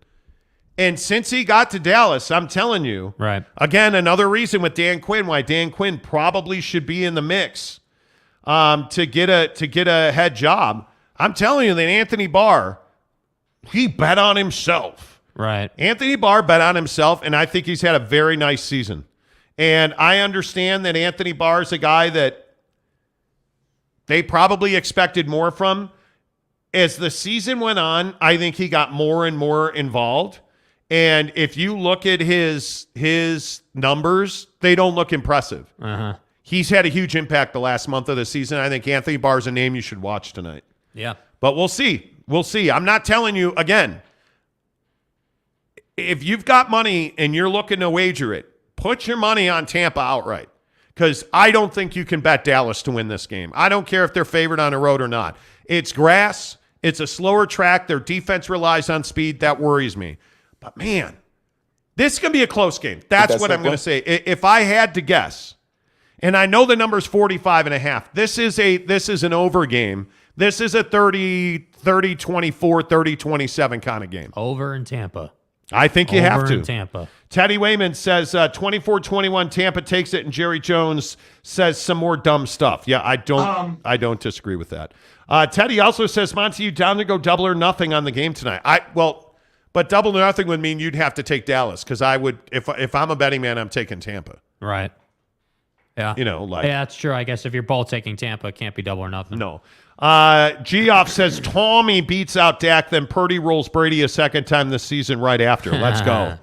Love that. I like that energy. Salty says, who the F names their kid Dak? I think that's HIPAA. Dak Prescott's parents. Just a guess. Mapes says, whoever wins tonight, quote, unfortunately they play the Niners, end quote. That's very true. That's true. Josh Lovren says, Khalil Mack getting cut by the Chargers. They are a hot mess with the cap, and draft capital isn't great. Yep. Now, I'm not saying I told you so, but I told you so. Oh, the Khalil Mack trade is a win for Chicago. Arlington Bears on a horse track built on crap. Am I wrong? That when they made that trade, I told you this is a great trade for the Bears. This is a great day to be a Bears fan. Well, I've never said that, because we never win anything. No. And yeah, we're building a stadium on a Manar pile. I would agree with that. McKinley Cutler says, I would take the guy that deflated the balls to win. If you ain't cheating, you ain't trying. My guy. Travis Bird, Big Daddy Magic, says, Monty, I bet you Jazz make 2 trades. You got Kong Ballad's bet? I don't know what that means. I don't know what that means. I have no idea bro. what that means, dude. I'll need some help with that. Giggity says, when you start to doubt Tommy, going to make you look dumb. I don't disagree with that. Josh Lovren says, Teddy is on to something. Okay. Well, Teddy's a cold plunge guy. Giggity says, Tommy 2720. He's a cold plunge guy. Dude, we're going to talk about cold plunges later. I'm stoked. Mark Barrington, time eventually makes fools of us all, but it's always hard to go against Brady at this time of year. It is. Yeah. Lovern says Dallas will lose, and then Jerry trades Dacky. Then Dallas gives Brady what he wants to become the QB. Josh, you're bro. better than this, bro. No, he's don't not. Don't just say no, he's Dacky. Not. GS7's going to Dallas. Don't just say Dacky. GS7, bro. I need Dacky Poo in your comment. GS7, best quarterback ever. GS7. He's no Dacky Poo, but he'll do in Dallas. When do we talk UW Washington State getting cuffed by a second state legislator proposed bill? Yeah, that's such a dumb rule. At some point. Teddy says, yeah, I'm not taking Dallas. Well, you know. Daiquiri Thackeray Prescott, Josh says. Okay. Okay. Finally, Parrish Duggar says, salute, fellas. Let's go, Giants. How about, hey, what do you know? Hey, Kirk Cousins choked. Hey. What do you know? Hey, and what do you know? As I said Friday, Daniel Jones ain't Tom Brady, but he'll do. Mm-hmm. I'd take Daniel Jones on my football team. And Saquon Barkley, and here's the Jerry Jones thing. Saquon Barkley is better than Ezekiel Elliott. He's a better back. Correct. That's what you need your running back to be, Saquon Barkley. But Daniel Jones won that game with his legs. Mm-hmm. And Daniel Jones made plays. And I don't think it's Kirk Cousins' fault. I really don't think it's Kirk's fault. I think that the Giants are in a perfect spot. Brian Daboll, and I don't know how else you say anything better about Daniel Jones. The guy just did it. Right. And I'm thrilled for him. Like, there's so many people that wanted to leave him for dead, and you can just see the quality NFL quarterback in there. He's never going to be the best quarterback in football, Daniel Jones. He's not. But he's a guy that will win you games. So is Eli Manning. Shut up, Jake. Don't play intramurals, brother. That's a really good comparison. I would love to be Eli Manning with his Super Bowl rings, and I think they'd love him to be Eli. Who's catching the ball with their helmet next week? Yeah, seriously. I mean, it's really interesting. It's really interesting. By the way, Odell Beckham Jr. still not on a roster. Mm-hmm. Still not on a roster. Yeah, because Jarrah said the ACL wasn't in a good enough place. Teddy says Giants were the easy pick to pull off the upset. Easy. Taking money, baby. Just taking. You know what I love, Teddy, too, and I totally agree. I love how he's like, Vikings been holding on by a thread all season, and they're a 13-win team or whatever they are. It's hilarious to me that the Vikings just can't find a way to push through. I don't understand, bro. And you're right. It was the easiest. Like, you could just see, oh, yeah, Vikings at home, right? Vikings at home in the playoffs? Yeah, that's a choke job waiting to happen. Come on. Josh Loveren, who clearly is hit the peyote this morning, as the first and only member of the GS7 for President Club. I'm going to say Dacky Poo not as good as GS7. Oh, my God, just like that. Oh. Okay, Guy. Bro. I hope. I don't really hope. Well, I do. Please. I would love for Dak Prescott to come out and throw for 400 yards, 4 scores, run for another 65, and Dallas wins the game. Because I will shove it so far up your hind quarters, sideways, when that happens. I'm sorry if you're offended by that. Man, you better hope Dak Prescott doesn't play well tonight. Dude. Because if Buddy goes for 4 bills and 4 touchdowns against Tampa, dude, I'm coming in here nude. I'm coming in here nude, bro. Dude. Like, I am here for it. The mental beasthood that I will break out on you people tomorrow. Sorry, I thought you said beasthood. Oh, my God. Oh, my God. The truth is, I'm actually a modest person. Not tomorrow, sir. If Dak drops a bomb on Tampa, oh, my God. It's sort of a natural reflex. But it's such a double-edged sword because if Dak Prescott and the Cowboys win, Jarrah wins. Yeah. And all I want is more salt on his McGriddle with sausage, cheese, biscuit, egg thing. Are we clear on that? So, you know. Yeah, more sodium in good old Jerry's heart so one day we can move on from, forever irrelevant Dallas Cowboys. Did you just wish for Jerry Jones to have a stroke? No? What? What? No, I didn't. You're going, sir, I just you're said going, I wanted Buddy to have more sodium. I didn't say anything about dying. Sir, you are going to hell. What do you mean? I just said, I didn't say I wanted him to die. I just said I wanted the sodium to remove him from office. It is what it is, dude. Oh, Brandon Butler says, I lost my membership pin. Well, are you not a member anymore? Well, what happened there? By the way, if you are new to the program. We did lose one member, and it did say we lost that member because it was a limited time membership. So you may have to rejoin. I'm not sure, man. If you are not aware here on the program, we do offer memberships. It is $9.99 a month that gets you exclusive content on the YouTube channel every day. Oh, by the way, I don't think the only thing I should tell you is you get access to the members only Instagram chat, which is the only reason you want to be a member of this show. Yeah, there may have been some cold plunging references last night. Dude, and any of the members comment. That Instagram chat is worth its weight in gold. Yeah, it's a lot of fun, dude. It is so much fun. Yeah. To be able to talk football, to be able to talk jazz, to be able to talk. Yeah.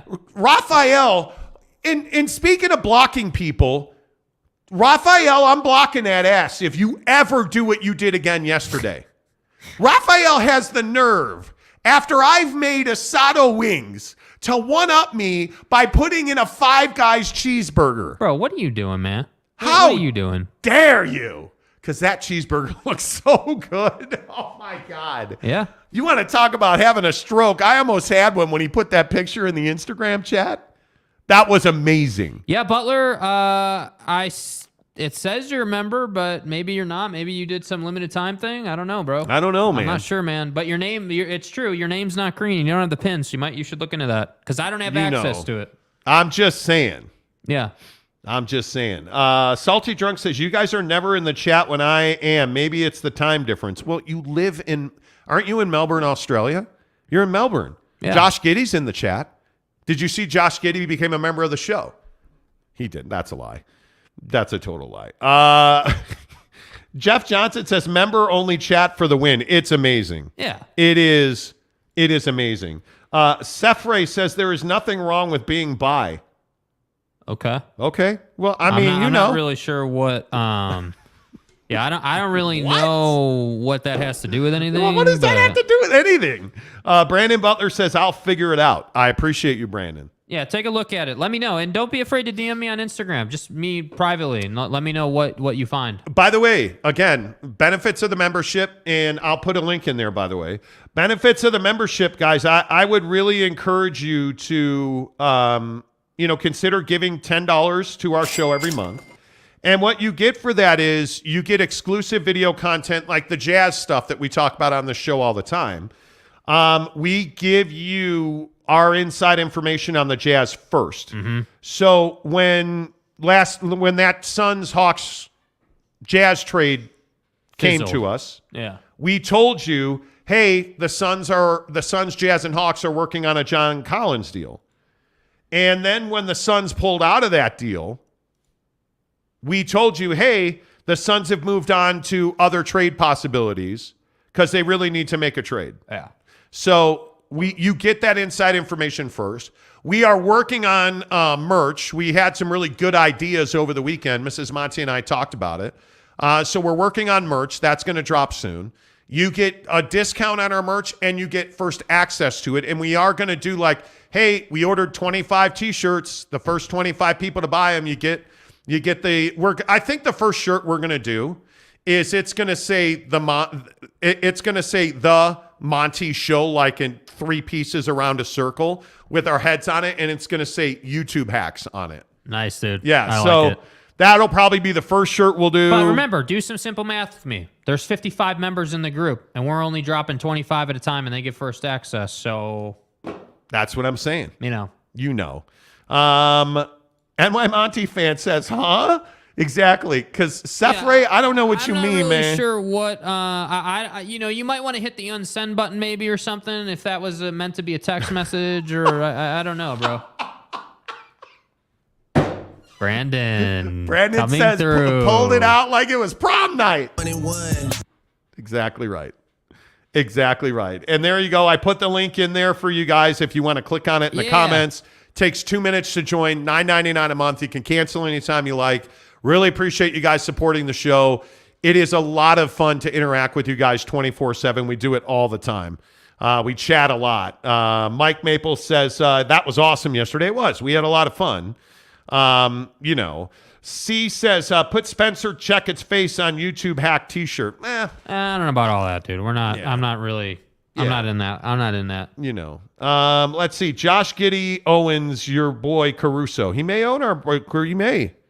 He may own our boy Caruso. There's no doubt about that. Right. But anytime that we talk football on this show, it's brought to you by our good friends at Barbecue Pit Stop, bbqpitstop.com.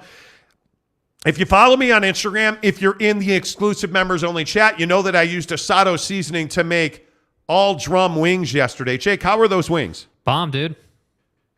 How many did you have? Exactly none. Well, they're in the fridge at home.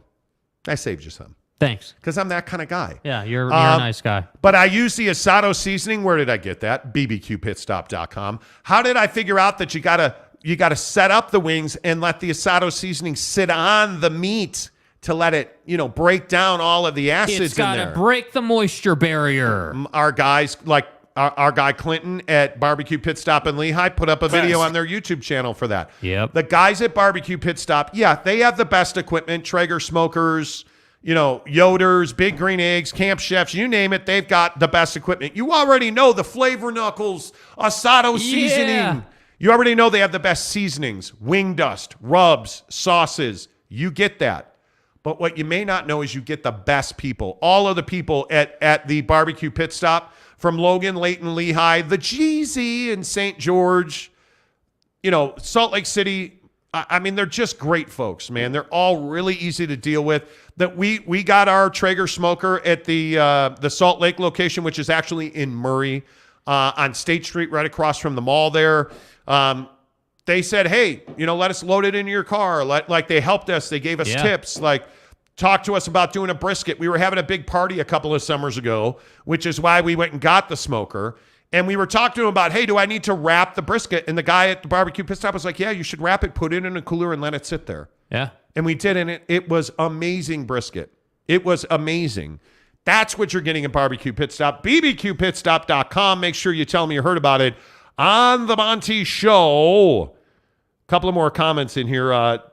Tanner Plummer, who, by the way, over the weekend came out as the Super Soaker. Yeah, so I was very proud of you for this. I'm proud of you, Tanner. He has officially owned that name now. He is with it. He is supporting it. He has told me he is going to file a trademark on the Super Soaker name, and then we will then be able to sell merch with the Super Soaker name on it, and he will get none of the profits. It's a great setup. It's awesome, dude. Great job, Tanner. Appreciate you. He said, just came into the show, and the first thing I see is there's nothing wrong with being bi. Gonna move on. Happy MLK Day, by the way. Yes, sir. Thank you. By the way, any other shows going on today? Anything else happening in I don't town? know. Are we the only ones that are live and local? I think we probably are. By the way, I want to remind you, the Utah Grizzlies are at home today. Yeah. 3:10 face-off. Use the promo code JYMonty to get a big discount on your Grizzlies tickets. UtahGrizzlies.com. Great afternoon of fun. Yeah. It is. I know it's going to be a snowy, precipitative type afternoon up here in the valley. Yeah. But come on out to the Utah Grizzlies game. It's a lot of fun here at Maverick Center. And it's going to be awesome to see the Grizzlies and the Idaho Steelheads. Yeah. Today, and I believe it's Nickelodeon Day. So bring the kids. Get tickets at a discount by using the promo code JYMonty. At UtahGrizzlies.com. Eric and Raleigh, good morning. He said, you missed the pre-show meeting, Tanner. They just go totally off book. Right. SA says, bye. Mother Nature's way of saying hello. That's what I thought. Yeah, sure. Great. Mother Nature. Tanner says, sorry about Justin. Hey, Bear, Mont. Yeah, thanks, dude. Yeah. It was tough to get out of bed this morning. Brandon Butler says Justin Care Bear needs a new coach. Wow. Wow, dude. Justin Care Bear? Brandon, dude, coming in with the heat. How good is okay? So I'm happy to play the game because we already know he's better than Tom Brady. We already know he's already had a better career than Peyton Manning or Johnny Unitas. But how good is Justin? Oh, he don't know nothing. I thought you said he had a better career than Tom Brady. I did. Idiot. And he's better looking than Tom Brady. Yes, he is. No, seriously, in all seriousness, where does Justin Herbert rank amongst NFL quarterbacks? Because also while I was laying in bed without socks last night, I was thinking about where does Justin Herbert rank? I'm not taking Justin over Joe Burrow. Fucking Cole Beasley. He's better than Cole Beasley, who, by the way, had a big fumble and a big touchdown yesterday. Yep. But I think he's not as good as Josh Allen. Certainly, he's not going to be, patty ice. Right. But I do think he's on the line right under that. He's not Mahomes. Is he better than Jalen Hurts? Yes, he is. Okay. It's close. That's an opinion. It's close. I mean, the thing that bothers you about Jalen Hurts is he runs a lot. Yeah, and he's missed a couple games here. And he's injured. All right, so he's better than Jalen. I'm taking Joe Burrow over Herbert. Yeah, I think so. Josh Allen, certainly. Josh Allen. Right? NFL.com has Herbert as the 5th best quarterback in the league. And I think he is. Which I think is fair. I think he is. Is he better? He's better than Trevor Lawrence, in my opinion. Well, but even though he just lost to him. The guy that you want right now today, is he better than Aaron Rodgers? I think he is. I would take, especially in a big moment, I'm taking Justin Herbert. Now, again, I think I've always had Aaron Rodgers a cup below the other big names in the NFL. But I think Justin Herbert has that it factor when it comes to big moment, make a throw, be poised, deliver the football. Right. I think he has that. And I don't think that Aaron Rodgers has ever had that. Yeah. I mean, Aaron Rodgers is, so he's always been going against Tom, but Aaron Rodgers has always failed in the biggest moments. But it doesn't matter Tom. who you're going against. You either made the throw or you didn't. He didn't make the play that Colin Kaepernick made. Yeah, and you had Devontae Adams to work with. So, I mean, there's no getting around that. I would say that he's like top him a 5. lot. I'd say he's top 5. I would agree. He's top 5. Teddy Wayman says he's not better than Hurts. The problem is we don't know how good Hurts is right now because Jalen Hurts is, say it with me, hurt. He's injured. And he hasn't been able to play, and this shoulder of his is now a big problem. I think that's HIPAA. It's a big problem. People are worried about it. It is. It's crazy. Josh the Balla says, did y'all hear about the Idaho murders? There were murders in Moscow, Idaho? Yeah, of course. Moscow. Who hasn't heard about that? Yeah, man, that was kind of a gnarly story. Alex Cooley, Tua would have never blown a 27-0 lead. Yeah, well, here's the problem. Alex? Again, what are we not going to get away from with Tua, though? Concussions. Dude's not on the field. Justin Herbert or Tua Tagovailoa? I would go with Justin, but I would take Justin Herbert. I think Tua's been sensational in the time he's been on the field. And by the way, what do we keep talking about with Jalen Hurts, Lamar Jackson, Tua Tagovailoa? Yeah. Justin Herbert is healthy. Justin Herbert is a pocket passer who takes hits, but Justin Herbert's healthy. Yeah, and I think the hits he does take are in a more controlled fashion. You know what I mean? Like, there's stuff happening in this building today that's weird, dude. I'm not trying to sidetrack the convo, but before the show, vaunted pre-show meeting. So it is 5:58, and the door of the studio's open. Because I haven't closed it. Like, again, just like last time, I always close it at 59. I'm writing a tweet that I'm going to put out, hey, the Monty Show's live. And somebody died in this building. The scream, it very well could have been a cat. It didn't sound like a cat but it wasn't in the just a scream. It was, I was trying to decipher whether it was a cat, because it sounded kind of like a kid, like sort of like groaning-ish. So it was hard to decipher. Dude. But I've never heard anything like that in our time here at the MAV, dude. Dude. It was kind of freaky. I don't get scared. But that had me shook a little bit. Yeah. I don't know what that was. Like, close and lock the door. I said to him, dude, lock the door. Like, I don't know what that was. And again, for reference, I want people to understand, it's pitch black. Right. When we walk in this building, where's my camera remote? When we walk in this building, I want you guys to understand what we see. Because we don't see a whole lot. Like if you look at that, sees our reflection. Yeah, but this is the thing. This is what we see. That's the concourse. Let me turn these off real quick. That's what we look at every morning. And yes, there's a person there that's a security guard. That's what we look at every morning. But imagine that you can't see the light outside this time of year, right? Because it's incredibly dark. Yes, that is the issue. So you start seeing that, and you're like, God damn! And then you hear like a blood curdling scream of something dying. Yeah, and you're like, dude, lock the door. Yeah, lock the door. Lock the door. Lock the door right now. Yeah, dude, gnarly, bro. All right, couple more. Chargers are so cheap. The family that owns them are suing each other, the Spanos family. Eric and Raleigh says Lamar Jackson not traveling to be with his teammates for that game last night is shameful. I don't disagree. I do not disagree. All right, 7:40 on the Monty Show. Let's switch gears because we got to do football at 50 coming up, so we'll get back to football in 10 minutes.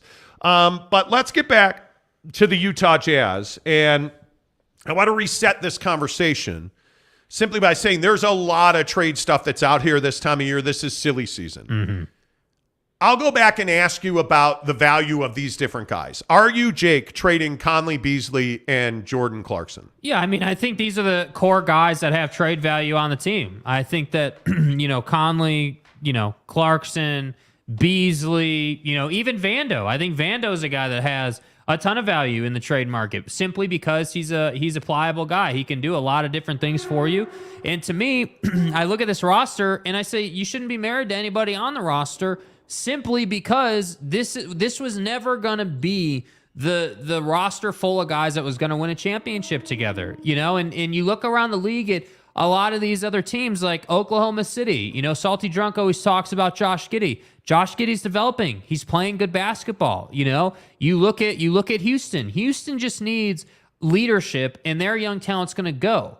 The difference between those clubs and what the Jazz have right now is the Jazz need to make trades to get the guys who are going to go ahead and win them a championship. And I don't know what Danny's philosophy is per se on who he wants to go after. Does he want to go after the vet that has, 8-9 seasons in the league and is ready to win now? Would he prefer to go after a Josh Giddey-esque type player who maybe has a season or two under his belt and, really has a lot of time and development needs? Well, based on what he said, I would guess it's a mix of both, right? You remember Danny said, hey, I'm not here for some 5 to 7 year rebuild. I'm not here for that. We want to get this thing going in 2 to 3 seasons. So to do that, what do you need to do? You need to trade guys who have value and who you can move for players you want. So I look at Jordan Clarkson. There's this whole conversation about, hey, did Jordan ask for a trade? No, Jordan didn't say, hey, trade me. But what he did do is he said, hey, I'm on a player option at the end of this year, and I'm not going to pick that player option up because that way underpays me based on market value in the league. So I want to let you know now that, yeah, I would like an extension. I would like to be a Jazz man, but you're going to have to pay me the proper price because I'm not opting in. So I think he did a favor by the Jazz. I think he's helping the Jazz and allowing the Jazz to make a choice. So I wouldn't be vilifying Jordan Clarkson, but I look at Beasley, I look at Vando. Those two guys in particular, to me, are the ones that have the most value besides Clarkson. I think Malik Beasley could go really to any team because he's a knockdown shooter. He's even added a little bit of mid-range. I like his game, but unfortunately, he's someone that you need to trade. He's someone that's not going to be here when you go after a championship. So to me, I just look at this and I say, hey, you've got this group of players in, Conley, JC, Beasley, Vando, even THT. You've got 5, maybe even 6 guys here that you can trade and get good deals from. But right now, we're 3 weeks from the deadline, so you still have time to be on the phone and to be sort of feeling out the market and seeing, hey, what is Phoenix willing to give up as far as their picks are concerned? Well, nothing yet, but maybe that'll change, right? What is Atlanta willing to give up? Also, we haven't really talked about Toronto. There's a lot of speculation about, OG Anunoby, right? Gary Trent Jr., even Pascal. There's been some rumors about that. So to me, if I'm Danny Ainge and I'm looking at this trade market, I'm saying, okay, I've got options. I simply need to call these people and see what it is. Yeah, I think that the battle is always going to be whether or not you can get what you believe your guys are worth. And I think the hard part for Danny Ainge is I think Danny values guys very highly. And I think when you look at a guy like a Malik Beasley, and I agree with you, I think Beasley has added a little bit of mid-range more than we're used to seeing. But what he's shown here in Utah is that with more exposure, his performance isn't going down. Right. That, I think, is one of the things that we see a lot of times. I think Jared Vanderbilt is this exact situation. Jared Vanderbilt has very little value, I think, offensively. And one of the things that was interesting against Philly, he really struggles for explosiveness right now. And I know he's got this knee thing going on, and I just think his value is not high right now. A guy like Malik Beasley, there are teams in the East and in the West that really like to add him.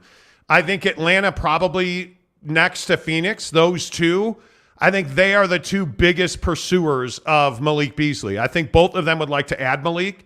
But not as a one-off. I think Atlanta would love to do, hey, give me Malik Beasley and I'll give you, like a box of trash bags for the arena. I think they would love to do that. I think the problem is Danny Ainge is not going to do that. Right. I think Danny Ainge is a guy that knows that he has some pretty unique value in those guys. Yeah.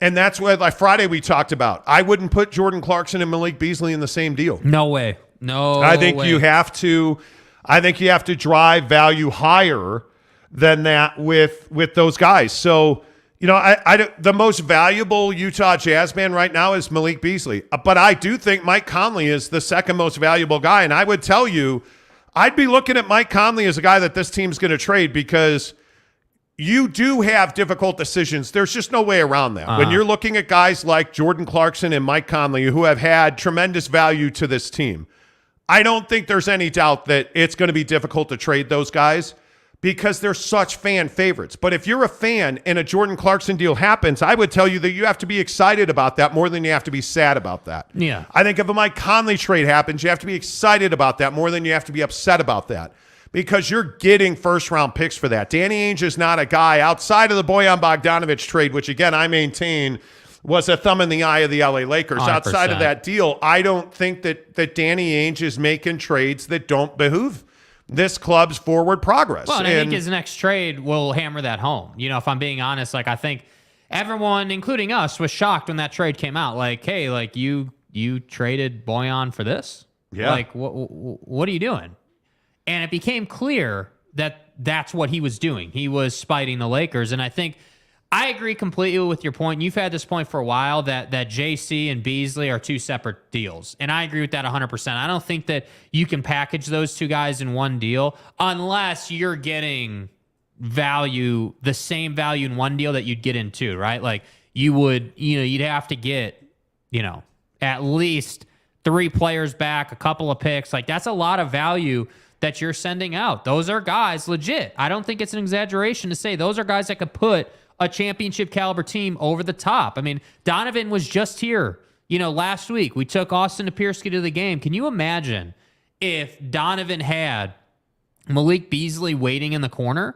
Like, I know that they have talent on that roster. It's no shade to anybody on the Cleveland's roster or even Boston's or whatever roster you want to look at. But I just look at Beasley, and it's easy for him. It really is easy for him. And so if you compare that with a playmaker, you're in a great position. And that's where I think that's the story that Danny has to tell, right? When you talk about driving value and getting value for these guys, you got to tell the story. Hey, man, you have Jason Tatum and Jaylen Brown on your team. And with all due respect to Grant Williams, he's improved and he's come a long way, and I know he shoots it well. He's not Malik Beasley. He's not this guy. You need this guy.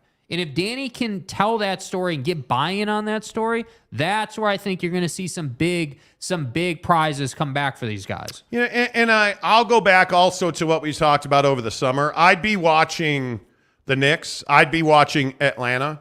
I'd be watching Cleveland. Mm-hmm. I'd be watching these conversations that we know happen with Danny and the Jazz and these other teams. Because a lot of time deadline deal trades are residual effects of what happened over the summer. Totally. What happened over the summer is a residual of the conversations you had at the deadline.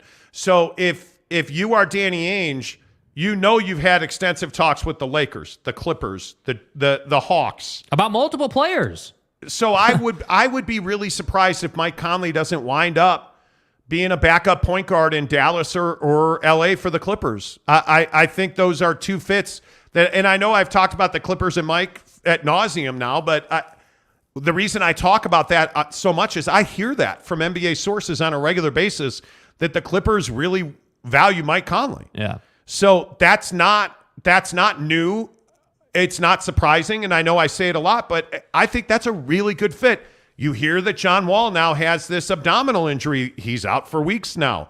They can't go weeks without a bench point guard. Yeah. There's not a better fit All in the due NBA. respect to Reggie. Well, but Reggie's their one, and now if you have Mike Conley, and let's say he plugs in as your number 2 point guard, and he's able to drive and kick to Kawhi Leonard or Paul George, he can play pick and roll with Ivica Zubac. Like, that's a really good fit there. You see how that could pan. And when John Wall comes back, let them compete for backup minutes. Oh, by the way, I can see scenarios where Mike Conley is the 1, John Wall's the 2, Paul George is the 3, and Kawhi Leonard's playing the 4. Yep.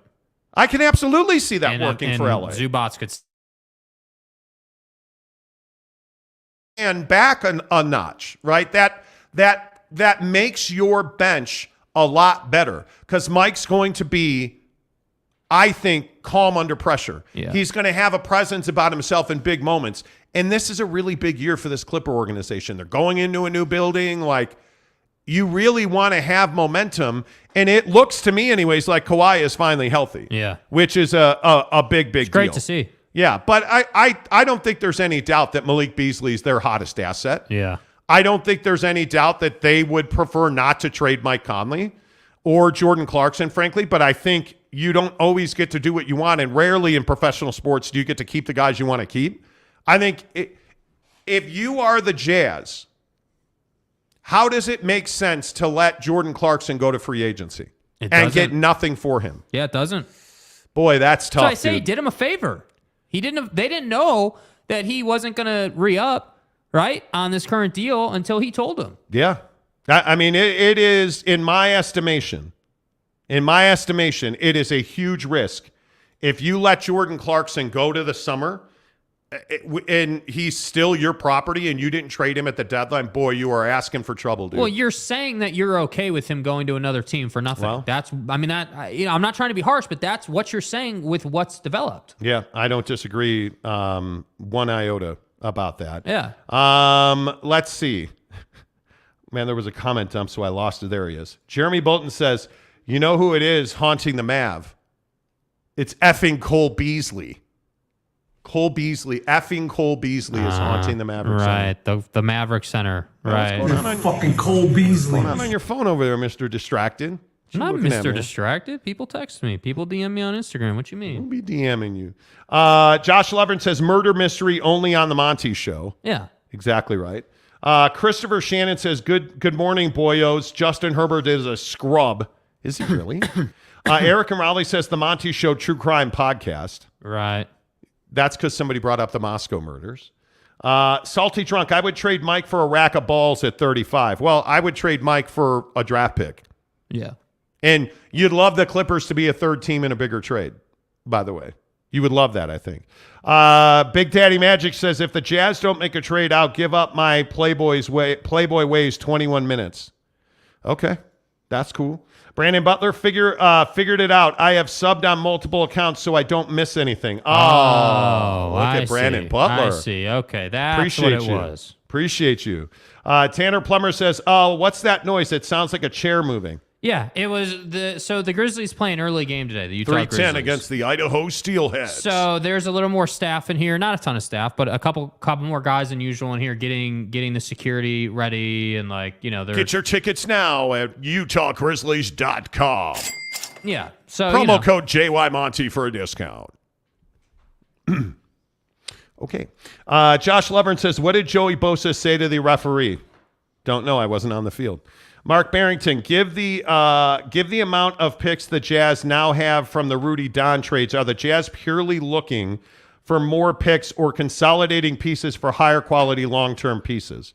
Well, that's the conversation, isn't it? I mean, that's the philosophical balance that you have to find. In my opinion, I think that it's a little bit of both. I think that Danny Ainge believes in building through the draft 100%. I mean, that's essentially what he did in Boston before he left there, and now they have what they have, I agree. But I also think that Danny doesn't want to be on a 5-year rebuild. And so you have to find the balance. But so what I think he's doing is he's stockpiling as many picks as he can get, so he can spend some in the produce section, and he can spend some in the cereal aisle, and he can spend some over here. What about in the meat case? Yeah, in the meat case, Yeah, 100%. Yep. Okay. Yep. Just checking. Yep.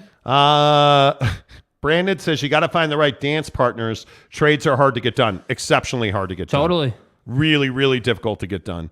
McKinley says, I'd be okay including Beasley and Clarkson in the same deal if we get picks and Ayton back. Fucking Cole Beasley. So would I. Oh, you meant Malik Beasley. My bad. Sorry.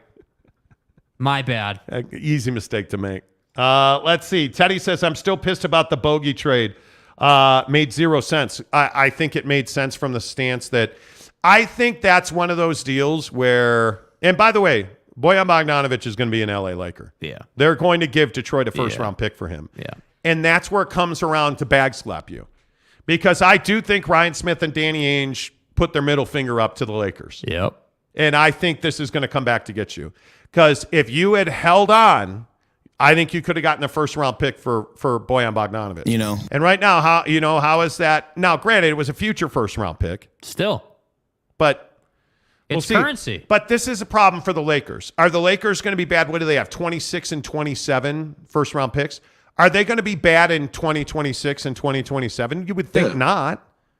I would think not. Jazz fans will tell you they're bad every year. Well, just check the rafters, friends.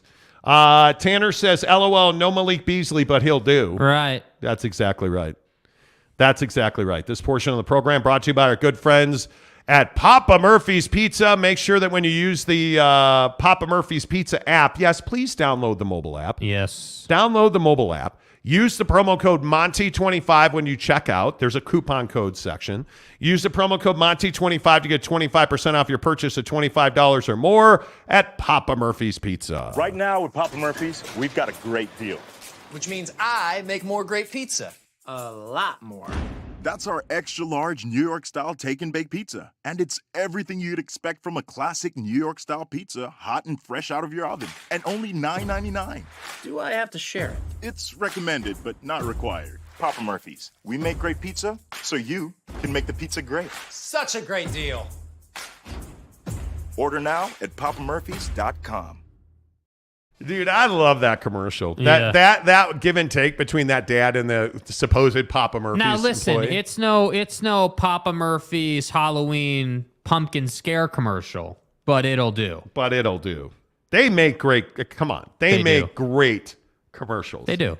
They make great commercials. So I love it. The XL is so good. Make sure you get the marinara meatball as well. Make sure you use the promo code Monty25 to get 25% off your purchase of $25 or more at Papa Murphy's Pizza. Yeah. Couple more here on the Utah Jazz. Tanner Plummer says, did you guys talk about the Sarah Todd situation? We did. I think it was somewhere around 6:30. We did that. Brandon Butler says, I think we are waiting for the deadline so we know the direction of the franchise. What the Jazz do at the deadline will clarify that a lot. Oh, it will absolutely. Yeah. And it's something we've been waiting for since the Gobert trade, honestly. Yep. Yep. What's up, Macho Man in this morning? Riley O'Brien in this morning. Ken Williams in this morning. Tanner wants to know if you're texting your girlfriend right now. No, I'm not. There have been a couple people DMing me on Instagram. What do they want? My guy Dylan was DMing me about cold plunges. Okay. And said that it's easier to cold plunge if you do the warm after the cold. Yeah, but that offsets that. Yeah. We'll talk about cold plunging and coming up at 8:30. We'll talk about that. Leigh Sanchez says Beasley's field goal percentage is dropping specifically beyond the arc. He's an inconsistent shooter. I would say that all shooters are inconsistent shooters. An elite shooter makes 35% of his three-point shots. That's 3 in every 10. And I look at his percentage. He's having one of his best years as a professional at 36%. And really the issue is that he is shooting the second most threes per game in his entire career. Yeah. Yet he is playing significantly, what's the right way to say it? He's playing important minutes, shooting more threes. Efficiency is the word you're looking for. So if the guy is shooting 36% from three, that's really good. Yeah. Does it really say how good. many attempts he's got a game? 8.7 attempts a game. So, I mean, you're at 8.7 attempts on what, 20 minutes? Yeah. And by the way, he's giving you almost 2 assists a game. Like, I mean, there's no... Malik Beasley has value around the league. Look, I he's think the difference 26 years old. Dude, the difference is when Malik shoots it, I think it's going in, right? When Kelly Olynyk shoots it, I think it's going to be a miss. Yeah. That's the difference between three-point shooters. Well, and there was a big debate on Twitter like Thursday or Friday about Kelly Olynyk's value to this team. Kelly Olynyk's not the guy you die. You're not dying on the KO hill. Like, are you really married to Kelly Olynyk? Somehow, all of a sudden, this guy's amazing. Mm-hmm. And that's what I don't understand is that you choose the oddest guys to fight for on a team, frankly, that's essentially out of the playoffs. They're 22-24. They're 9.5 out, tied for the last playoff spot with OKC, Phoenix, and Utah. Half game behind Portland, Golden State, and a full game behind Minnesota. Yeah. So I'm not dying on that hill. I am not. Kelly Olynyk, have you missed Kelly Olynyk at all as a Jazz fan? I could make the argument on the floor, yeah, you miss him because you don't have another center behind him. Right. And Walker Kessler's balling his ass off. Mm-hmm. Like having he's top 3 rookie of the year candidate. Yeah. He's having a great season. So, frankly, I don't think his absence has hurt you. I think it's helped you. Yeah. Because who cares if you miss the playoffs? I do not. Who cares if you get 2 spots better a draft pick? I do. I actually care about that. And so all of the people that are like, Kelly Olynyk's amazing. He's not. He's not. And if he doesn't play another minute for the Jazz, is it really of consequence? No. Is it... Are you really pissed that Rudy Gay is playing minutes? I'm not that pissed. I'm not. Mm-hmm. I'm really not. What you have here in veterans is almost non-essential guys. If you get past Malik Beasley off the bench or as a starter because he's been starting here of late. After that, I mean, JC, Conley, and Clarkson are the 3 guys we're talking about. Yeah. Nobody's hot after Kelly Olynyk. Nobody's hot after Rudy Gay. Like, I look at THT. Talon Horton-Tucker's another great example of this. My feeling is that Talon Horton-Tucker's going to get traded. And people are like, he's only 21 years old. Okay, cool. He is an athlete. He's not a basketball player. Right. He is a guy that is not highly skilled. By that? Because I think a lot of people don't understand what that means, but I think it's really important. What I mean by that is he's not highly skilled. Kelly Olynyk is not highly skilled. THT is not highly skilled. Talon Horton-Tucker's biggest asset is that ass. He's got thickness and size, and he's strong. Mm-hmm. Do you even lift? He doesn't necessarily know how to do that, so he gets offensive fouls in the paint. He's not a gifted finisher after contact. He's not a gifted three-point shooter. Now he's only 21 years old. Could that change? Sure, absolutely that could change. Is it likely he blossoms into a superstar? Probably not. Love to see him be a 6-man, though. So is he really of consequence to this roster? He's probably not. He's making $10 million. Do you know what I call that? I call that a trade asset. Yeah. To make a John Collins trade, THT's probably going to have to be in that deal. Yeah. He is. It is what it is. But people get so upset on Twitter Saturday about me saying that Talon Horton-Tucker is a really good trade asset. Oh, you don't know what you're talking about. You're dumb. For the first time in a long time, I got do you guys even watch Jazz games? Because I said Talon Horton-Tucker's $10 million contract's a trade asset. Yeah. You can't trade him? Yes. Actually, yeah, we can. And you should. And you should. That's the bottom line. You can and you should. Just like you can and you should call the advocates. We got stuck in traffic at a construction zone, and I got rear-ended at 80 miles an hour, so I needed help. They just stepped in and pretty much took care of everything. If you're in a motor vehicle accident or situation, call the advocates. The Advocates, theadvocates.com, the best injury attorneys in the business. Make sure you tell them you heard about it On the Monty Show, presented by The Advocates, theadvocates.com. Teddy Wayman says THT can go, and I wouldn't mind at all. Yeah. Tanner says, all right, I hate to do this, but you're going to do it anyways. But I have to go finish some homework. Sorry, guys. Talk to y'all later. So wait, let me get this right. You missed the first 90 minutes of the show. You come in and ask about Sarah, and then you leave. Because he's hot take guy. He wants to clip a video and tweet it at Sarah. Mm-hmm. That's why he's asking. Uh-huh. You know. Josh Leonard says, Utah Grizzlies playing a league with some great team names. Swamp Rabbits, Solar Bears, and Ghost Pirates. Love the ECHL. Yeah, it's a fun time, dude. It really is. Coming to a game is... By the way, the Maverick Center's all of their new scoreboards are in. Oh, dude. All of their new scoreboards are in now. Yes. So the end boards, if you guys haven't been to Maverick Center this year, dude, first of all, it was packed for gymnastics this weekend. Which, by the way, I'd never seen gymnastics. Absolutely entertaining. Absolutely incredible. If you have a chance to go to a gymnastics meet, you should go. In person, gymnastics is spectacular. Yeah. Absolutely spectacular. But the Maverick Center, the guys at the Maverick Center have done such a good job of building a completely new arena. That's what it feels like.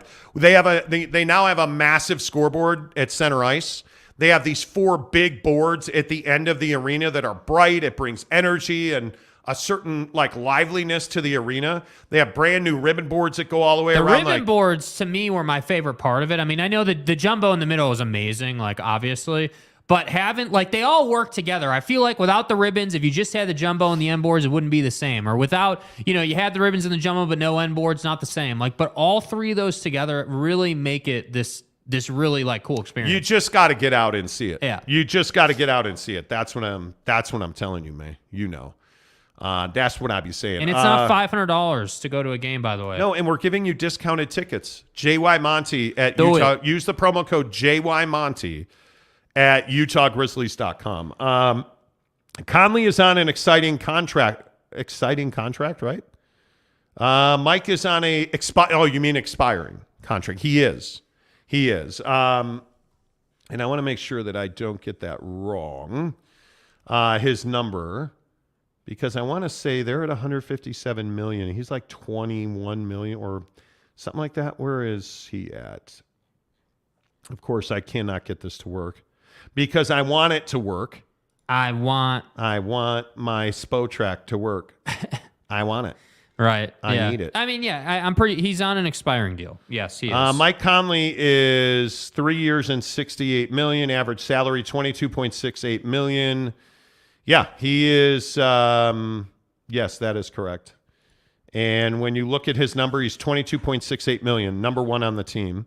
And he is, he's got this year and next then year. Non-guaranteed next year. Yeah. So, that's exactly correct. Ryan Jensen activated for the Tampa Bay Buccaneers. How about that? They had until 4 o'clock to activate him. Ryan Jensen is Tom Brady's center, and he is an all-world center. Yeah, dude, it's the playoffs. Yeah, Come on. Ryan Jensen activated by the Tampa Bay Bucs. That's a big one. But Mike made $21 million last year, 22.6 this year. He's non-guaranteed at 24.3 next year. Yeah. Cannot pay him 24.3 million next year.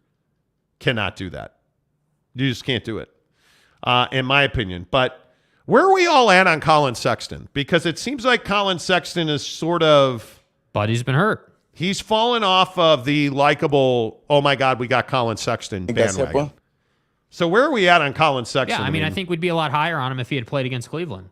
I think we'd be a lot higher on him if he wasn't hurt, with all due respect. I mean, I know he doesn't want to be hurt. I know it's not like his choice to be hurt, but he's hurt. And unfortunately, that's the reality of the situation. And I think it's given way, frankly, to NAW's rise. I think, and I know NAW was fighting THT for minutes and then won that. But I'm just saying, when Sexton is not available, NAW is going to get a lot more minutes. And I think Sexton not being available has also, in combination with Kelly Olynyk, given rise to Rudy Gay being able to knock some threes down and then blow defensive assignments and get yelled at on the bench. You've seen some things go down. So to me, where are we at on the guy? Stay healthy, and I'll be more of a fan. That's where I'm at with him. Yeah, I think, man, I look at some of the numbers. Malik Beasley's, you know why Malik Beasley's valuable? He's got a $16.5 million club option next year. They have so much flexibility right now. I don't know why you would even mess with this. I really don't. Like I think when I look at their potential player options coming up, Rudy Gay, THT, and Clarkson all have player options. Yeah. Malik Beasley's got a club option. And like, for instance, are you willing to pay Talon Horton Tucker? I think his player option next year is something like $12 million. Mm-hmm. Are you willing to pay Talon Horton Tucker $12 million next year? I'm not sure that I am. Yeah. I like, that's why I said there's so much flexibility here. Yeah. There's just so much that you can do here. Brandon Butler says Sexton's very meh. I think next season we will know more. He missed the entire season. Let's see how he develops long term. I don't disagree with that. Teddy Wayman says, hell yeah, go Bucks. I love you, Teddy. Yeah, Jensen being active is a big deal. Let's see. Man, you guys have been great on the comments this morning. New York Monty fan says, speaking of Malik Beasley, he's no Craig Elo, but he'll do. Ooh, I love the Craig Elo bomb. That is so good. Macho Man says, what is up with typical Jazz fan falling in love with mediocre player? I think Jazz I have no fans, and I don't mean this in any type of way. I just think Jazz fans like an underdog. Jazz fans like guys who, hey, he's got to develop, and then he turns into a star, and he's a Jazz man. Like, that's why they liked Rudy, because Rudy made all these great plays. That's why everyone's in love with Walker Kessler. What has Walker Kessler really done so far? Has he really done what, like, Banchero's done, or what, no. Other guys in his class have done? Right. He's an elite shot blocker, though. Right. I know that he hasn't, it's obvious he hasn't done what Banchero's done, but if you ask a Jazz fan, the guy is all-world center. And it's like, yeah, he's really good at blocking shots. I think he is improving 100%, but he's not some amazing center yet. He needs time. And by the way, if you said to me, if a team came calling with a Jaylen Brown or a premier elite scorer in the league and Walker Kessler had to be part of that deal, see you later. Like, that's the mentality. That's what the mentality has to be. Yep, I agree. Lopes fan Gabe says, hit that like button, casuals. Yeah, we've had over 1,000 views already today. Okay. Good job. Appreciate you. And we're only at 45 likes. Yeah, so if all 152 of you would give us a thumbs up, that would really help. Hey, again, I know we're just the hacks on YouTube. That we are, just disingenuous jerks according to the media here. But, yeah, and all our sources are trust me, bro, and we don't know what we're talking about. We get it. I mean, it's just sources are trust me, bro. We get it. We don't know anything, and we're a tiny little show, and it's only 9,000 people who see us. I get it. I understand. I cannot wait until the Jazz make trades and people are like, "Oh, trust me, we're all the trust me bros." Oh, that's the best part. You know what I'll do? If you want to, I'll go through and screenshot all our comments, and I'll make a collage of all the people who said, "Trust me, bro," or "You don't have sources," or "You don't know what you're talking about," and then we'll name you one by one, and we'll say, "Hey, who's really, got it going?" It ain't worth all that. It ain't worth all that, man. But go ahead and hit the like button, please. Give us a thumbs up. It really helps the channel grow. We're trying to. We have about 19 days or 33 days. We're trying to get to 10,000 by my birthday, February 19th. Birthday. We are at 9348. Yeah. 9348. We're trying to get to 10,000. And that is 652. Right. In 33 days. Which seems like a lot, but actually 19.7. It's really not that many. Friday, we had 51 new subscribers on the channel. Yeah, I said 51 just on Friday. Yeah. So it's totally doable. Yeah, let's go. Hook it up. Hit the like button. Give us a subscribe if you're not subscribed. We really appreciate that. Thank you so much for that. So, again, we're over 1,000. We have 51 likes. Appreciate you guys doing that. As we talk Utah Jazz on the Monty Show. Of course, all of our Utah Jazz talk on this show is presented by Quick Quack Car Wash. Mm-hmm. On a day like this where, by the way, did you guys see it's going to be really cold? Make sure you put gas in your car before you park it at night. But when you park your car at night and it gets covered in snow and sleet and rain, you got to protect that paint, because the worst thing in the world is letting it sit on the street and get corroded, and then you start rusting. And it absolutely, the road wear and tear in this town destroys your car. So make sure that you get to Quick Quack Car Wash. I pay, $20-something a month. I get their top car wash. I can go one time. I can go 100 times. So if it rains every day, hey, man, as soon as it's done raining, I'm going to the car wash. As soon as we get a break in the rain, I go to the car wash. Like, if it's snowing and I'm going to the mountains snowboarding, I'm getting a car wash. Like, that's the best part. And the people, it's quick, it's efficient. I can say it as much as I want, but until you go and experience it, tell them you heard about it on the Monty Show. Quick Quack Car Wash presents all of our Utah Jazz talk right here on YouTube. Riley says, so the players aren't such good humans as Holly Rowe always tries to portray. They may be great people. Who really knows? Just play basketball. Yeah, and I think the hard part is that, by the way, did you guys see John Calipari and Holly Rowe? I was never able to figure, was that this weekend? That game? So John Calipari put his hands on Holly Rowe's shoulders during an interview. Yeah. That was incredibly awkward. Yeah. He would never have done that to a male sideline reporter. No. Never. Oh. Like, that was crazy. That was absolutely crazy to me. It's weird. Let's see. Lopes Van Gabe says Sexton's no Sean Bradley, but he'll do. This has become a real thing now. Eric C says, make the video, Jake. F the haters. Yeah, bro, I'm about it. MY Monty fan says soakers be soaking. Yes. Jake's making a scrapbook of Trust Me Bros sold only on the Monty Show merch store. I want it. Well, it is funny. What I think is hysterical is that the guy that's like, oh, trust me, your sources, trust me, bro. Like, do you really think we just sit here and make up stories? Man, we need views. Like, one guy was like, you do it for clicks. So I'm going to make up trade rumors that would damage my credibility so that people will watch my show. Well, are they going to watch our show if we just make up stuff? And if we just trust me, bro, sources, and we just make stuff up, why is it that people routinely, Jake Fisher, like you name it. Larry Brown Sports. They're always using our stuff. Like, Larry Brown quotes us on a regular basis, or we were on, people use our information, but you'll see like a week to 10 days later, hey, my sources are telling me, and then they'll report a trade verbatim that we had 10 days ago. Yeah, we had, I have to go back and look what it was. It was in the members group, but it was November 28th. You tweeted, I think, about that three-teamer, the 3-team trade that we've been talking about. And Shams just now came out about it like 2 weeks ago.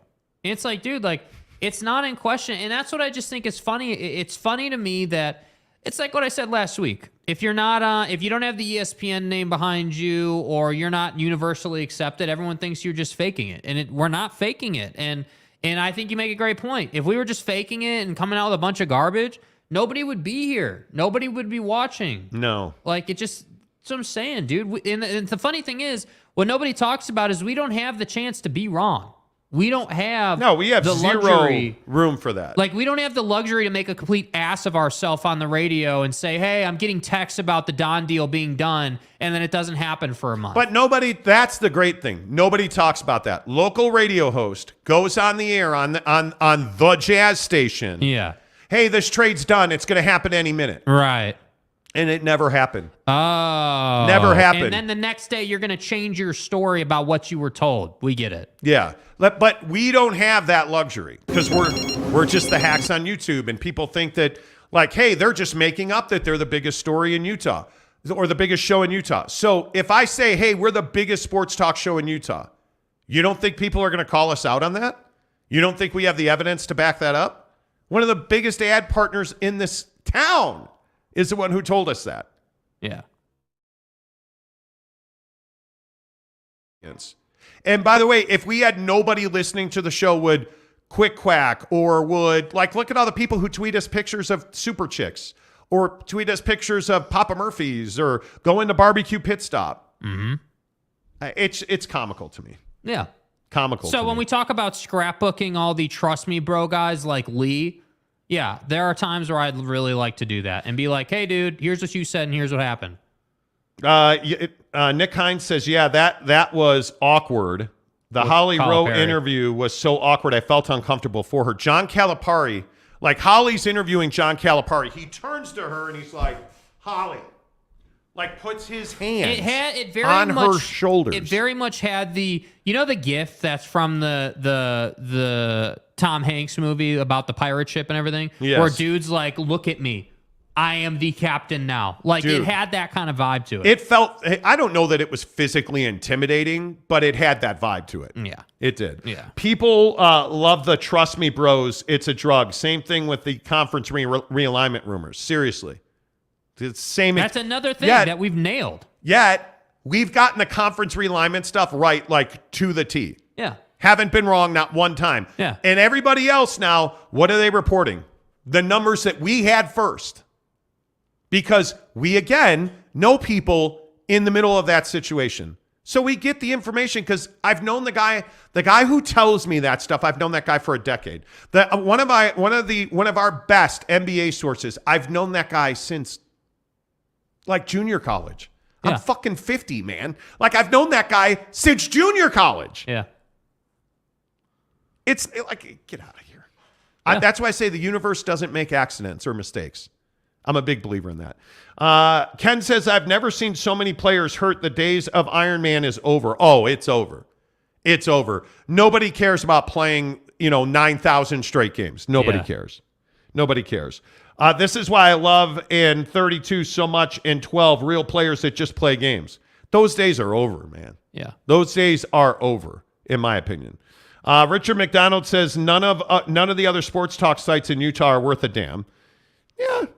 I don't know. This is why the Sarah Todd fight over the weekend was so interesting. Because I don't think we've ever said a cross word about Sarah Todd. No. Sarah's not the get deep, give me unbelievable, analysis and break news. But that doesn't make her bad at her job. She's a feature writer. We're not saying she's bad at her job. I, in fact, said, hey, I don't read her stuff a ton. I have read her before. I don't read her stuff a ton, but I know she's an award-winning feature writer, so she's good at what she does. And by the way, the guy I've said this before 1,000 times. The go-to guy for me on the Jazz is Tony Jones. And that's your opinion. And that doesn't make Sarah or Andy or Eric bad people. Mm-mm. Nobody said they were by bad the way, people. I don't know if they're good people or bad people because I don't know them. Yeah. I have never met Eric Walden, Andy Larson, or Sarah Todd. Yeah. Yet all of them, not Eric. Andy Larson and Sarah Todd have routinely come after me for things I've said on the show. Great. Just point out when I've been wrong about the Jazz. Yeah. When have I said, hey, this is what I've heard from the Jazz. Rudy Gobert is going to be traded. I was telling Sarah, we've routinely beat you. One of the radio guys came after me this weekend and said, hey, you're being disingenuous. When have you beaten them by months on a story? All the locker room drama last year when everybody was like, you're full of shit, you're lying, you're making it up. We had Rudy Gobert was a problem in the locker room in January. Yeah. And not in December. Last January. We reported over 6.5 months before he was traded. We said the Jazz are going to trade Rudy Gobert and they're committed to building around Donovan Mitchell. What did Woj tweet?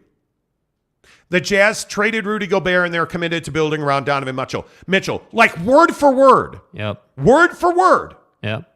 The Jazz traded Rudy Gobert. They're committed to building around Donovan Mitchell. We had that 6 months before that happened. Mm-hmm. Do you think that's an accident? And so people were pissed about that. So I pointed that out, and this guy was like, you never said that. And I was like, do you really want me to go back and get the tweet?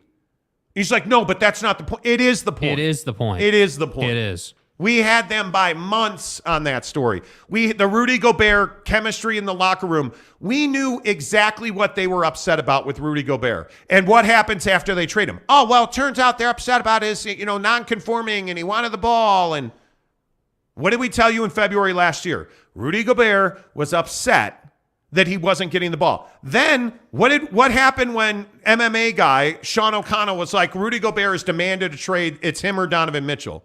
That same day, not only did the Jazz guy call us, not only did I talk to Rudy Gobert's agent directly, not only did I talk to NBA front office guy directly, and not only did I say that never happened, Rudy Gobert's agent, we went on the show and said, Rudy Gobert's agent, I even put the text message on the show, said that did not come from us, that never happened. But then what did I turn around and tell you? Rudy Gobert has told the Jazz that he wants to be in Salt Lake City. But if they have an opportunity to move him to a contender, he wouldn't mind a trade. He would welcome a change of scenery. And what happened? And what did Rudy say when he got traded? Hey, man, I love Salt Lake City. Didn't want to leave, but I'm excited to go to the Minnesota Timberwolves. Yeah. And how do we know that? Because we were talking to his agent, we were talking to a front office person at the Jazz, and we were talking to multiple league sources. But hey, you know what? We don't know shit. We don't know what we're doing. We don't know what we're doing. That's what I said. We can have fights about whether you have to pay for the Des News or not, but the reality is, like, this is bigger than that. I just feel now I've unloaded my. The Sarah Todd thing over the weekend is sad. And again, I don't know Sarah, but look at this, and let me get this comment off the screen so that I don't block the thing. What really bothered me about this is not even what we're about to show you with these tweets. What really bothered me about the whole weekend on Twitter, honestly, as it pertains to this, is the abuse that people take and then the response to that, and really where Twitter has gone. Because Twitter is different now than it used to be.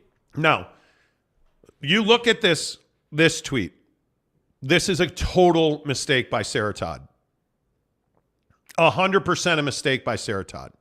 You work for the Church of Jesus Christ, and I guess I should be pointing this way. This response down here is a complete mistake by Sarah Todd. 100%. Did this headband Royce guy deserve to be blocked? I don't know. I have no idea what he said. But I know that Sarah Todd called him a bitch. You work for the Church of Jesus Christ of Latter-day Saints. How very Christian of you. Well, no, I don't work for the church. What do you mean by that? Yeah, you do. She works for the Deseret News, which is owned by the Church of Jesus Christ of Latter-day Saints. You can't say that. And you know what the real problem is? I understand why she did it. Because Sarah Todd had her sexuality challenged. She was called heinous names. Yeah. Comments about her physical appearance. Comments about her love life.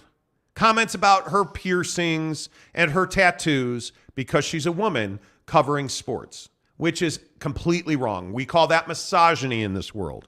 She does not deserve that. No, she doesn't. But I can tell you that Headband Royce didn't deserve to be called a name. And this is my issue with That's a Twitter. mistake. This is why I'm not a huge Twitter guy. And I understand Twitter's necessary. It is 100%. It is the medium to get information. It just is. And I can also tell you, Sarah and I DM'd. Sarah and I absolutely DM'd. And she was not very polite in our DMs. Like, she's upset that, and I'm not going to read them because they're private messages, but she feels like we're being, again, the word is disingenuous, and that we're not being honest, and that we are being, like we're calling them trashy. And I never called them this was her original tweet to me. And if you look up here at the top, right, this is her quoting Jake, which I never said that. And she said the Des News is free. If you read my work, you get the answers to some of the questions. Sarah, who says she doesn't listen to the show, but then directly quotes us, I read your work every day. Yeah. We don't talk about it because, in my opinion, I don't think you deliver hard news. I think you're a feature writer. I don't see you do in-depth analysis, and you're a feature writer. Like, she does these 3 takeaways after every game, which Andy Larson does the same exact thing. Which I want to be clear. I want to make sure we say it so when people start quoting us, it's on tape. There's nothing wrong with that. No. We're not sitting here saying there's anything wrong with it. But it's not hard news. It's not in-depth analysis. It's not, hey, I asked, why does, and here's a perfect example. By the way, read this while it's up there while I say this. The Filipino media is doing more on Jordan Clarkson's contract and trade than the Salt Lake media is. Mm-hmm. Where's the sit down with Jordan Clarkson? The CNN in the Philippines and Filipino news and blog sites all doing interviews with Jordan Clarkson. Where is Eric? Because I want it to be Eric Walden or Tony Jones. Give me a sit down one-on-one with Jordan Clarkson. And I want it on video. I don't want it in the newspaper. Here's a crazy thing. In the newspaper business, it's okay to do video. Give me a one-on-one with Jordan Clarkson. You're the beat writer, Sarah Todd. That's what this town needs, frankly. That's what this town needs. Mm-hmm. Give me a one-on-one with Jordan Clarkson.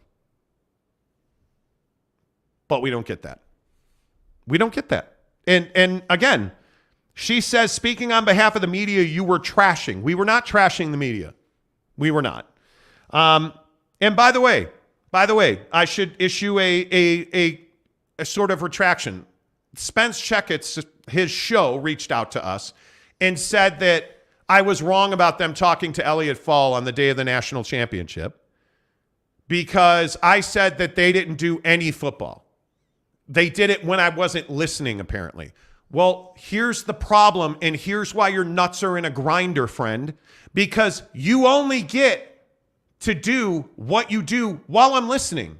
So my experience on the day of the national championship game, I went to Spence to get hard analysis on the Jazz in the national championship.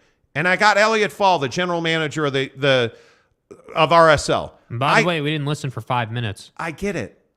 You're the flagship station. You have to do that stuff. I understand it. Reschedule it. It's the national championship game. Elliott Fall would understand that. But you didn't do that. So when I was in the car, I got RSL. So what did I do? I turned it off. That's what I did. I'm not saying that you weren't talking whatever. When I was in the car, you were talking RSL. And by the way, Spence and friends, I listen every day pretty much. That's the time that I'm driving from my studio to my house, and from my house to the gym, and from my gym back to the house. And I can tell you there are many days when I drive from the studio to the house, RSL. When I drive from the house to the gym, RSL. When I drive from the gym to the house, RSL. I don't know what you want. And they're railing me saying, hey, you've been in the business for 30 years. You know better than that. You know what I know? Perception's reality. When I'm in the car on the day of the national championship, I got Elliott Fall, I think it was, or whatever it was. I don't remember. I'm sorry if the truth is you feel like we're trashing you, because we're not. And and that's my problem overall. We said we weren't going to talk about this today. Yeah, and we get to talk about it, and I know we didn't want to talk about it, but we get back to the same point that I was making on Friday that started this whole conundrum, which is I don't really care what these people think of us. I don't want them to hate us, right? And I said that to Sarah. Like, I don't, with all due respect, I don't care. It doesn't bother me. And the reason it doesn't bother me is because I don't work for the church. I don't work for, the Tribune. I don't work for anybody but me and our business. And to me, what's troubling is you're saying that we're trashing you. How is it trashing you to say that you work for the church, which means you can never have an unbiased opinion? Is that, and I would love, and I'm not trying to gaslight the comments, but maybe I'm wrong on this. Maybe I want to put it out there. Is it trashing someone to say, hey, you work for the Des News, let's say, as an example, right? Not singling her out, but just as an example, you work for the Des News that's owned by the church. That means that it's pretty much impossible for you to have an unbiased opinion. Hey, you work at the flagship station of the Utah Jazz. That means when you're doing your radio show, you can't have an unbiased opinion. Correct. Is that trashing somebody? Maybe my perception's off. I wouldn't call that trashing somebody. I would not. So just a couple more. I want you to see this. Jake tweeted an apology to Sarah because Sarah lost her mind in the original tweet. She said, hey, just heard about my shout out. She was upset that he said it was free. I said to her, I did not say that. I read your work daily. We talked about your award, and she was upset that I don't go to games, which is a common, hey, I have nothing else to throw at you, maybe show up once in a while. Last year, I think we went to a ton of games last year. I was just at the game Saturday night. Yeah. I think we were at the game Tuesday. We were at Don's return. You were at the game Saturday. Yeah. Like we go. And so I said this to her. I get up at 3:50 in the morning, so I don't attend Jazz games.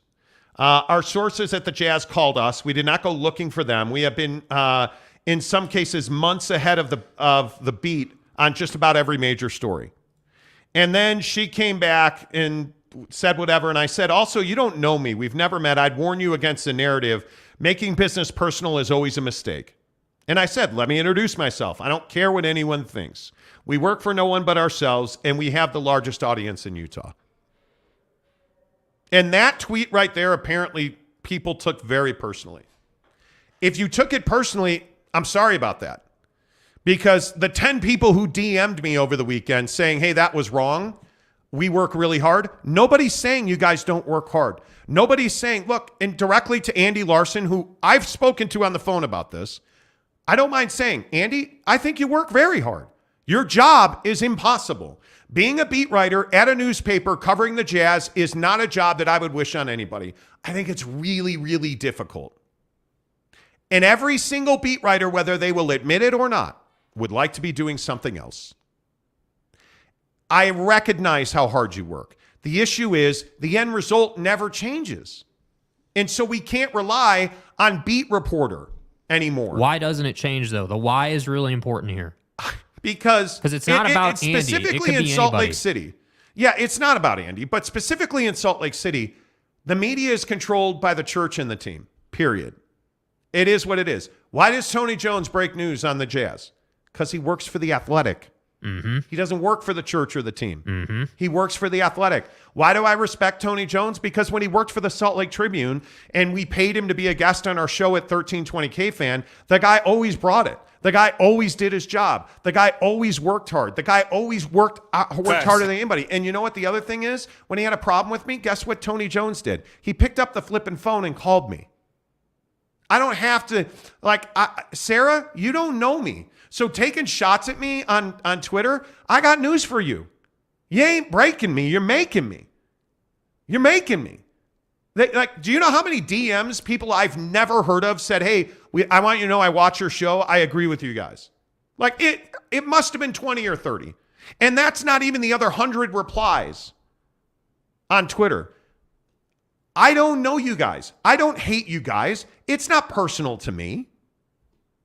It just doesn't, it doesn't resonate with me like that. It doesn't. So when Sarah comes out and you tweet her an apology, you tweet her, you correct the exact thing she says was the issue. She then turns around and says, you know damn well that wasn't the issue. Okay, well, what are we fighting about then? And I'm not even trying to be difficult. That's why I did that. I want Sarah to know, from me to you, I cut that video. I went back through our show and found the exact thing that I said that you were quoting, which, by the way, just want to point this out. I need to say this for me because everyone likes to go to him, and for good reason, right? He's the dude. I respect the hell out of that, right? I'm not trying to supersede anything. I'm the one who said it. Guy, know who the hell you're talking to. Don't criticize him for saying something he didn't say. And I think every time I've ever talked about Sarah, I talk about the fact I read her work. And I do. I read her every day. It really bothers me that you assume that he said that because he didn't. He didn't make the mistake that I made. I made the mistake. I'm the one that cut that apology video. I'm the one that tweeted at you. So let's just get that out in the open. Yeah, and I thought that's where it should have ended. Yeah. That's where it should have ended. Hey, Sarah, if you look up here at the top, Jake's apology. Hey, Sarah, I'd like to take accountability for what I said about you. I made a mistake when I said that people have to pay to consume your content. That is not true, and I got that wrong. My apologies. By the way, what else is there? There's a link to her work, and there is the video where he got it wrong. So, and by the way, all of this was about Ryan Smith refusing to do an interview on our show. Which is funny. So, but the other part of that is, and people are like, well, I wonder why he won't do an interview on your show.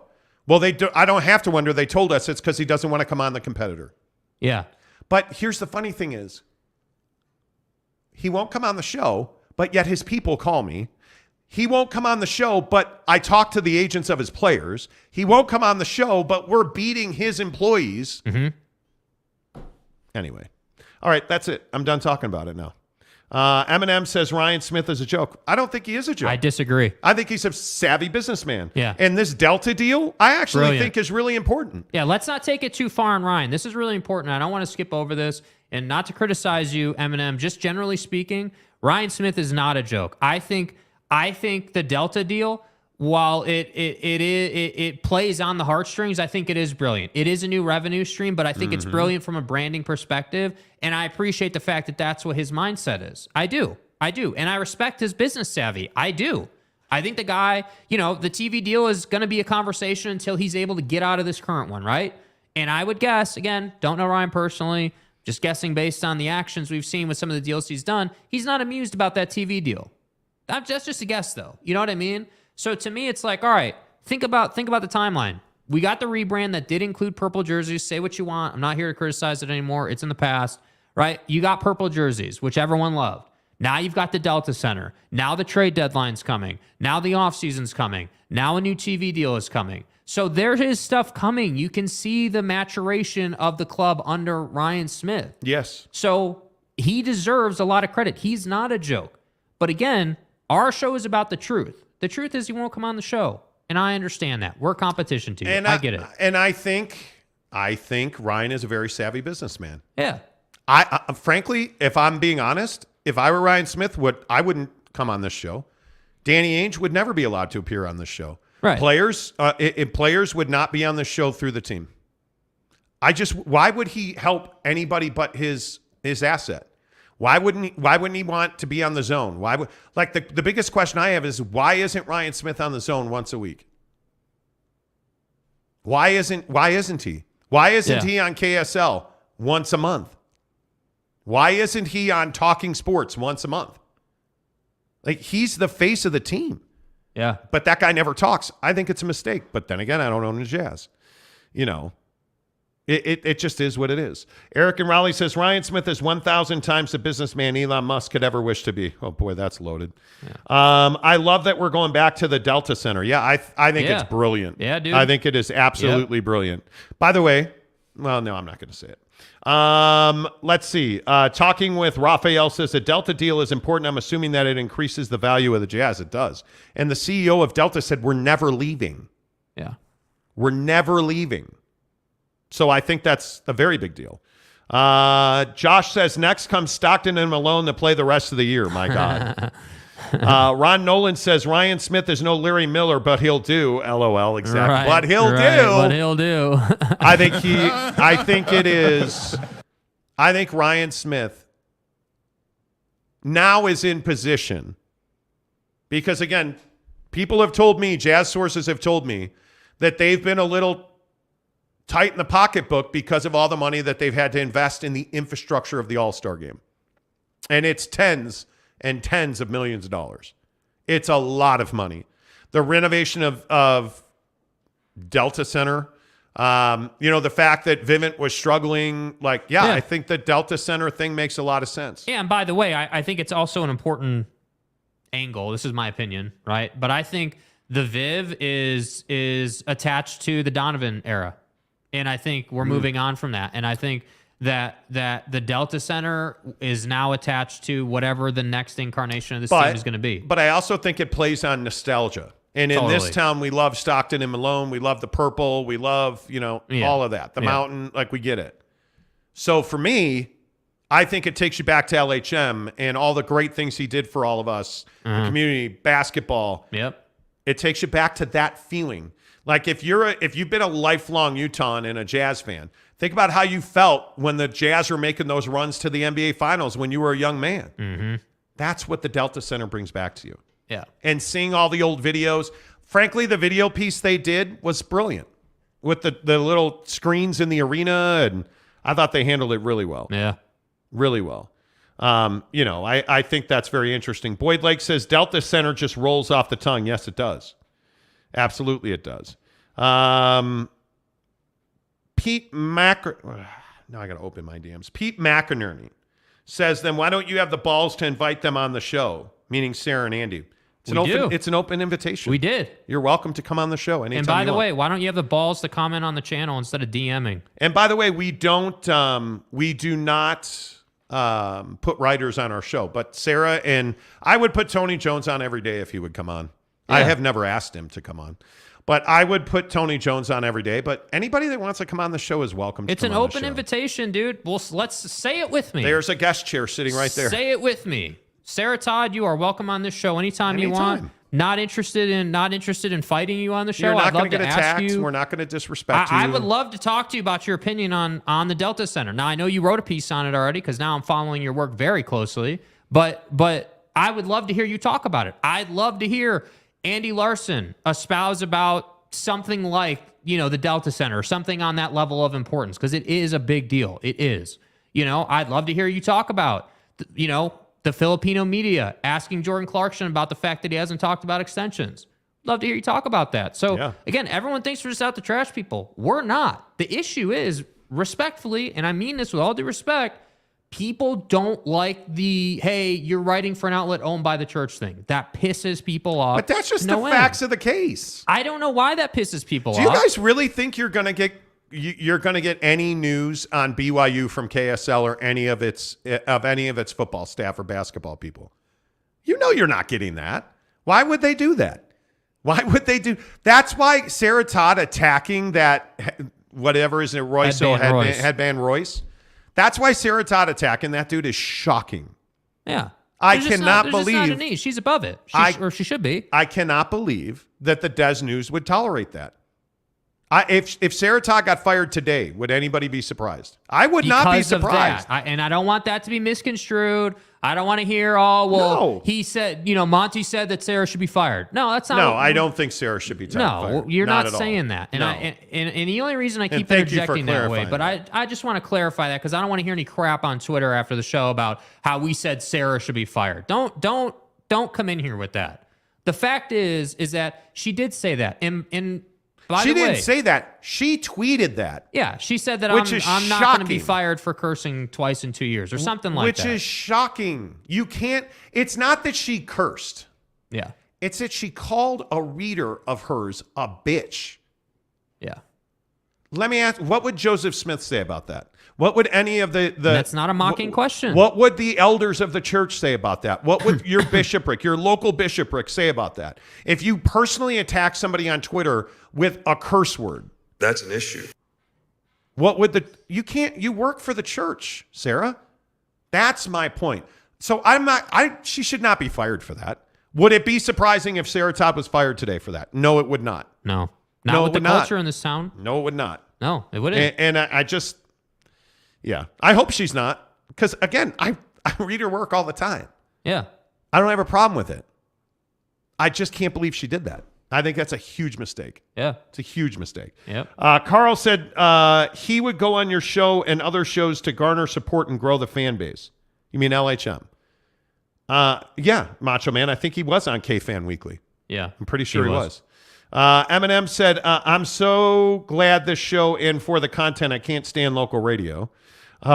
Which is sad because, again, I want to make sure people are like, I worked in radio since I was 16. Which is the funny thing. That's the funny thing to me. Dude over here has been in radio for 30 years. You really think we don't know Cume and we don't know how portable people meters work and we don't know how to calculate an audience? Yeah. Do you think we just came out of nowhere? You think we just came off the top with we're the biggest sports talk show in Utah? By the way, were we saying that when we had 100 subs? Were we saying that when 20 people watched a live show? No, we weren't. We were not. So, we were not. So make sure, by the way, make sure you guys hit the like button, please. We've had about 1,500 views this morning. We only have 68 likes, so a thumbs up would be appreciated. Jeremy Severe says, Delta is more profitable company and more international brand. The Utah Jazz got deeper pockets now. Big things are coming. Buckle up. I agree. Riley O, good morning to you, Mr. Member. I appreciate that. Riley, by the way, the best RV salesman in the world on the entire planet. Agreed. Need an RV, go to Riley O'Brien. A fool is one who takes offense when none is intended. Truer words have never been spoken. What else did he say right there? As it pertains to the Jazz media drama. Yeah. Teddy says, man, haters going to hate. And it's real. And that's why I say, like, all these people are like, oh, who are your sources? Trust me, bro.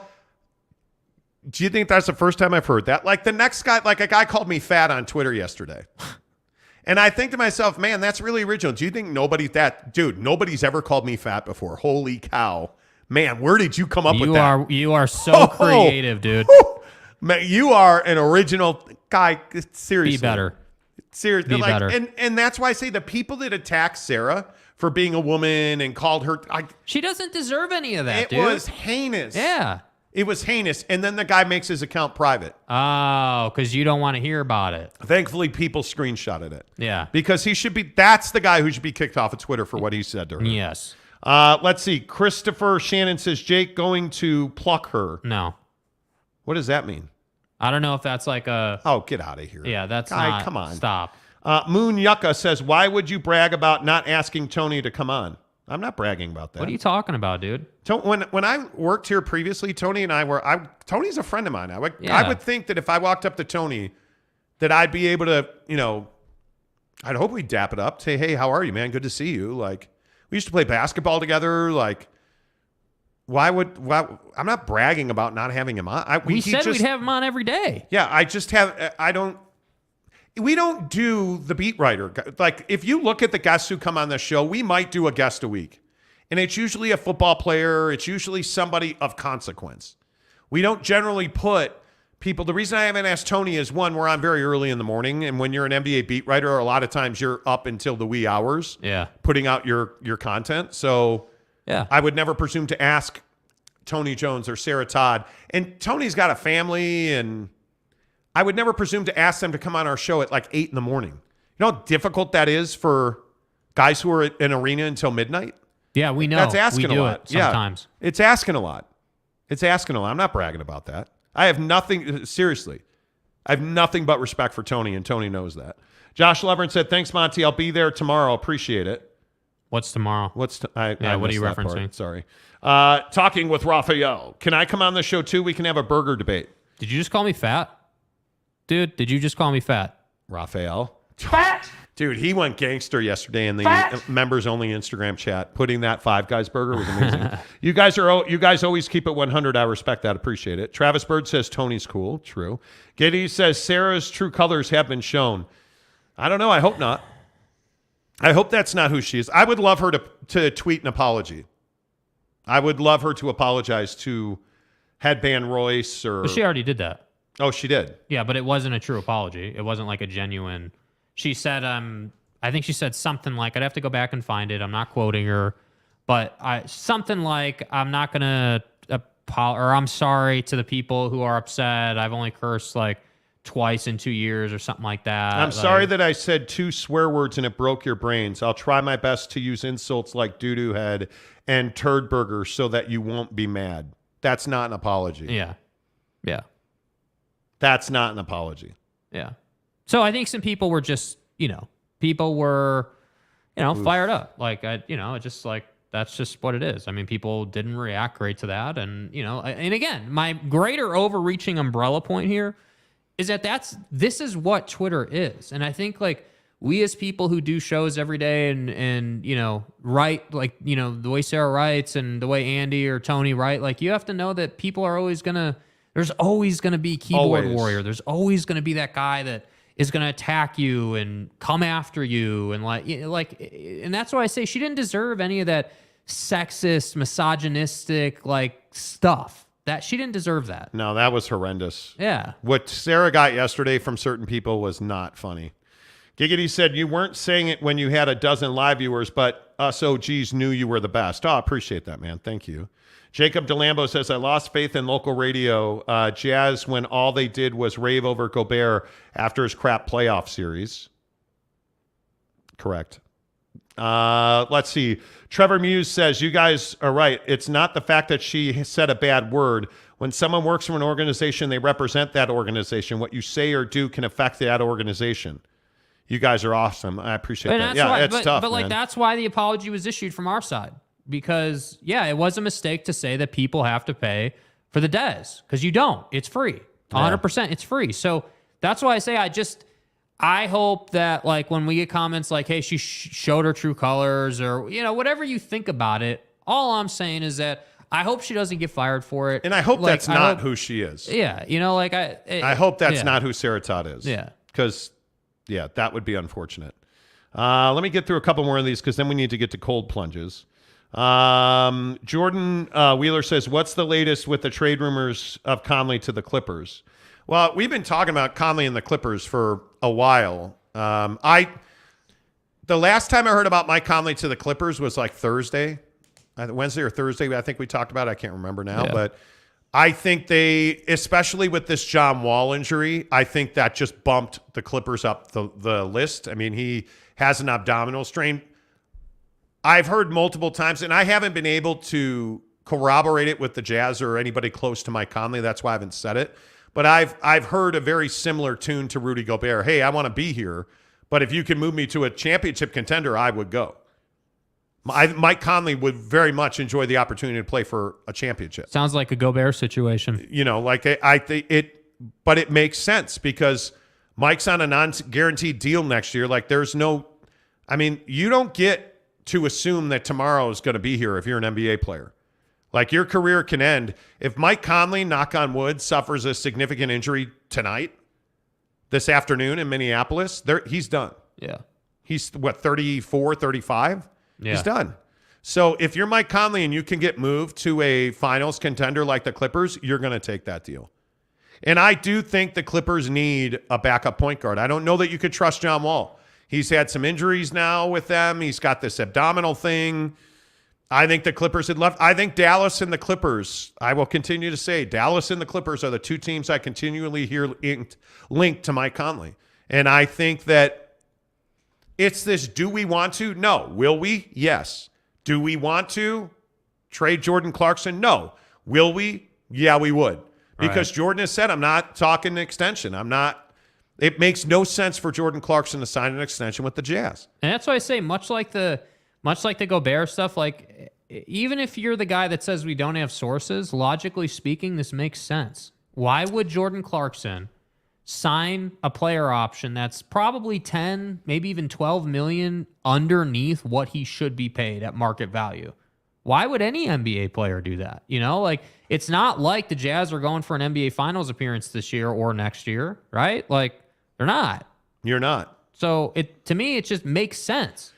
B Skrill says three-way trade rumor: Cleveland, Atlanta, Utah, Malik Beasley to the Cavaliers. Well, I think I just said that 2 hours ago. I mean, he makes perfect sense. And again, I would go back to what I said earlier in the show. Look at really closely who Danny's talked to over the last 3-4 months. Yeah. The Cavs, the Knicks, the Bulls. Mm-hmm. Are the Bulls going to trade Zach LaVine? They say that he and Billy Donovan are getting along better, but as somebody pointed out earlier, what's today? January 16th. Zach LaVine could be traded as of today. So are the Bulls going to trade him? Probably not. I mean, I wouldn't think so, but would it be outlandish if they did? No. I mean, will they trade DeMar DeRozan first? Probably. I mean, the Bulls need to blow it up. Are the Jazz going to trade Malik Beasley? I would almost bet a pinky toe on that. You know, like I think Clarkson, Beasley, and third Conley are guys that could be moved. Yeah. I think Talon Horton-Tucker's a very nice cherry on top of a deal to make salaries work, because the Jazz aren't going to acquire a human being. If they're going to acquire somebody, it's going to be John Collins-ish. Yeah. And that you're going to need contributor. Yeah, you're going to need THT's $10 million to make that happen. Yeah. So I would watch that. Teddy Wayman gives us a $5 tip. Appreciate that, Teddy. When do the cold plunge let your body warm up naturally? Do the hot first, then the cold. Yeah, we could talk about that a little bit. Yeah, let's talk about it. Let's talk about cold plunges. Because, wow, it's almost 9 o'clock already. Here on The Monty Show, presented by The Advocates, theadvocates.com. So you guys know that I've really been working hard to be healthier. And not that I'm unhealthy. I think my last 2 physicals have been really great. Like my doctor told me 2 years ago, and really, I'll go back. I had I can't remember what it was called, but we had this insurance plan that gave you once a year an invasive, comprehensive look at your body. I'm gonna get medieval on your ass. ass. Oh, and seriously, like they were doing like ultrasounds of your lower extremities and blood flow. And I mean, my doctor told me straight up, he was this little short guy, and he told me, you're never going to have a heart attack. Your heart's in great shape, like cholesterol, like all of that. And I work out pretty routinely, you know, like I really try to be active. I snowboard a lot. We try to get our 7,500 steps in a day is my goal. Like we do a lot of good stuff. We eat a lot of fiber, etc. But I've been looking for ways to handicap my lack of sleep. One of the things we've talked about doing, frankly, is doing afternoons instead of mornings.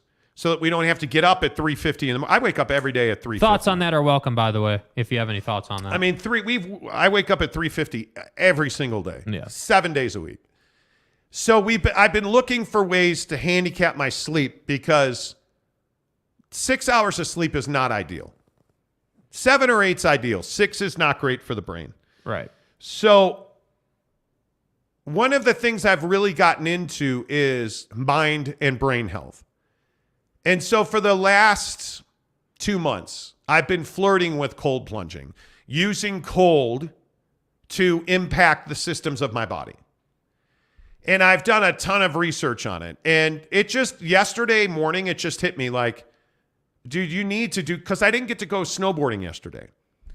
And I said to myself, we're getting out of bed, we're going to the gym. So I went and worked out, and I was walking around the grocery store just thinking about, I need to do something to handicap my sleep because I know it's impacting me.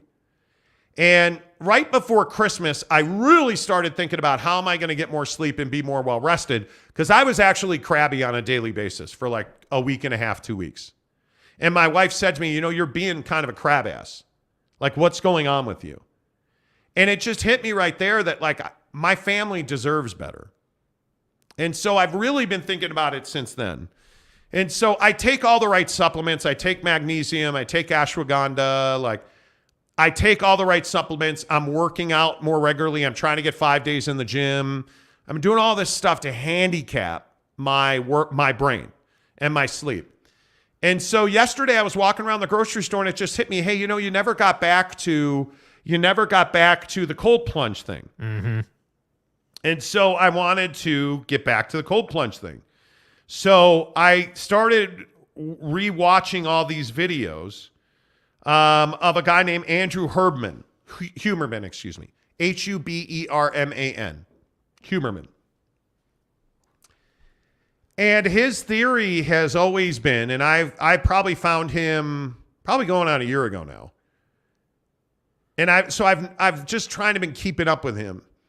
And his theory is, hey, if you expose yourself to cold water for 2 minutes a day, 11 minutes a week at a minimum, a lot of good things happen to your body. Like testosterone goes up, dopamine goes up, good cortisol in good ways goes up. You use brown fat more, which is, for energy, and it eliminates like brown fat's good fat, white fat's bad fat. It eliminates white fat, like all these things. And I just never went back to it. And yesterday at the grocery store, I kind of had like a seminal moment about it. And I was thinking to myself, dude, enough is enough. It's time to start talking, and it's time, or to stop talking and start doing.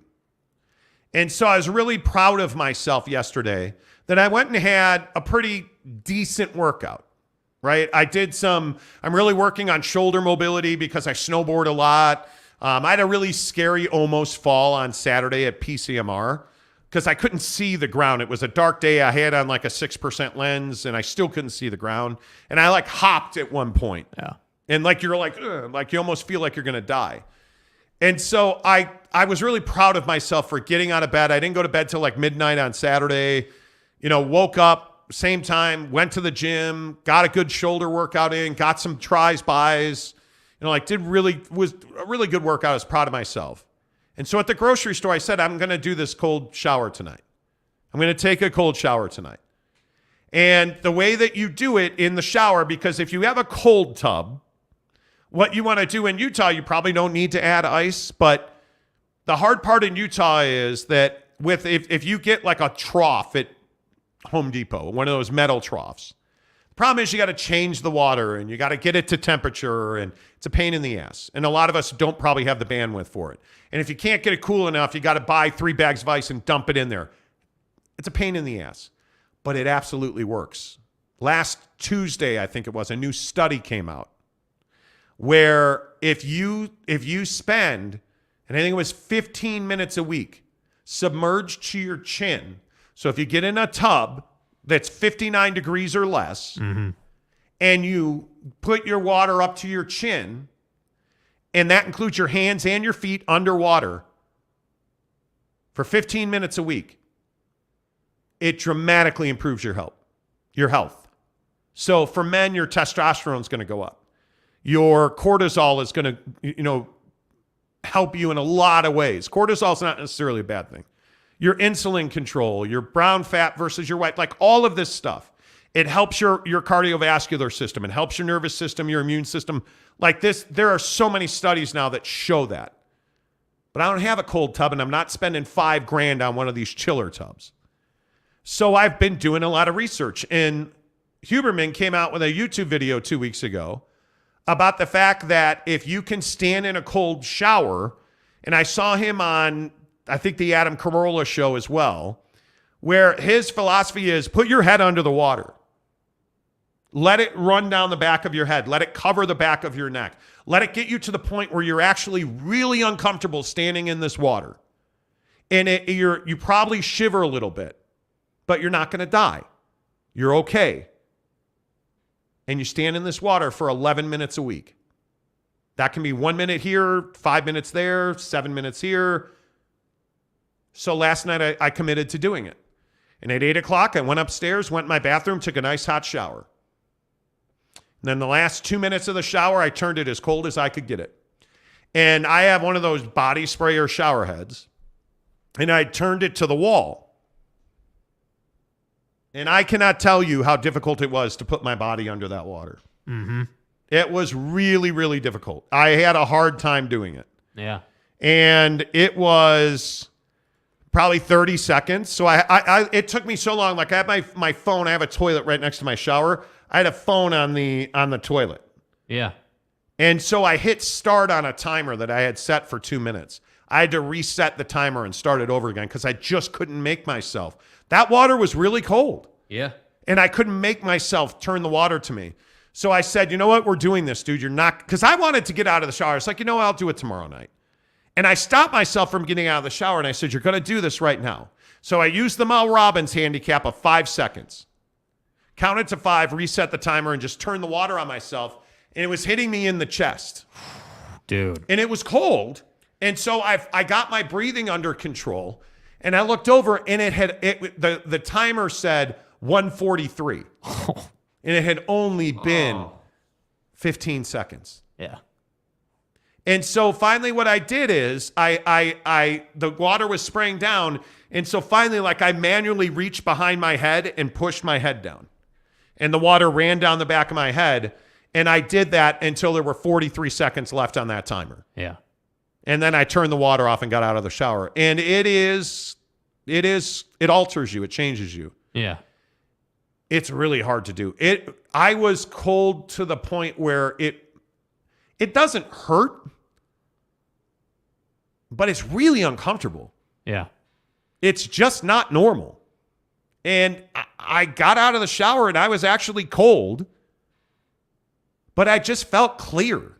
That's the thing, because what I did is when I put my head down in the water and the cold water is running down my back, I was standing there and I was just thinking to myself, this is what you need to be doing. You're doing a great job. Don't look at the timer. Just keep on going. Yeah. And so I just stood there with my eyes closed and my head was down in this cold water. And I was thinking to myself, just keep going, just keep going. And so finally, you just kind of turn off. And it feels like you're in there for 5 minutes, but it was like 20 seconds. And I just turned off for like 20 seconds. And the funny thing is, you just hear the water. You're not thinking about that it's super cold. I wasn't at least thinking about it was super cold or that the timer was here. And I was just thinking about the water hitting the tile on my floor that Teddy Wayman put in there, by the way. I was thinking about the water hitting the floor. And then when I turned my head, like, the water was in my eyes. So like I just cleared my eyes and cleared the glass. And I could see the first thing I saw was 1 minute and 10 seconds on the clock. And I was like, all right, just put your head back down. And then I just concentrated on my breathing. In for 3. And then like one of the things that David Goggins talks about is if you'll control your breathing, you can control your adversity and your reaction to it. Because David Goggins is famous for saying your reaction to adversity kills you. So if you are being, if you're in a bad situation or whatever, the situation's not the problem, it's your reaction to it. Similar to the problem's not the problem, your reaction to the problem's the problem. And I'm telling you, man, Yeah. It is a ball buster. Yeah, I only lasted probably, not 2 minutes. I mean, I made it to 120, I think, maybe.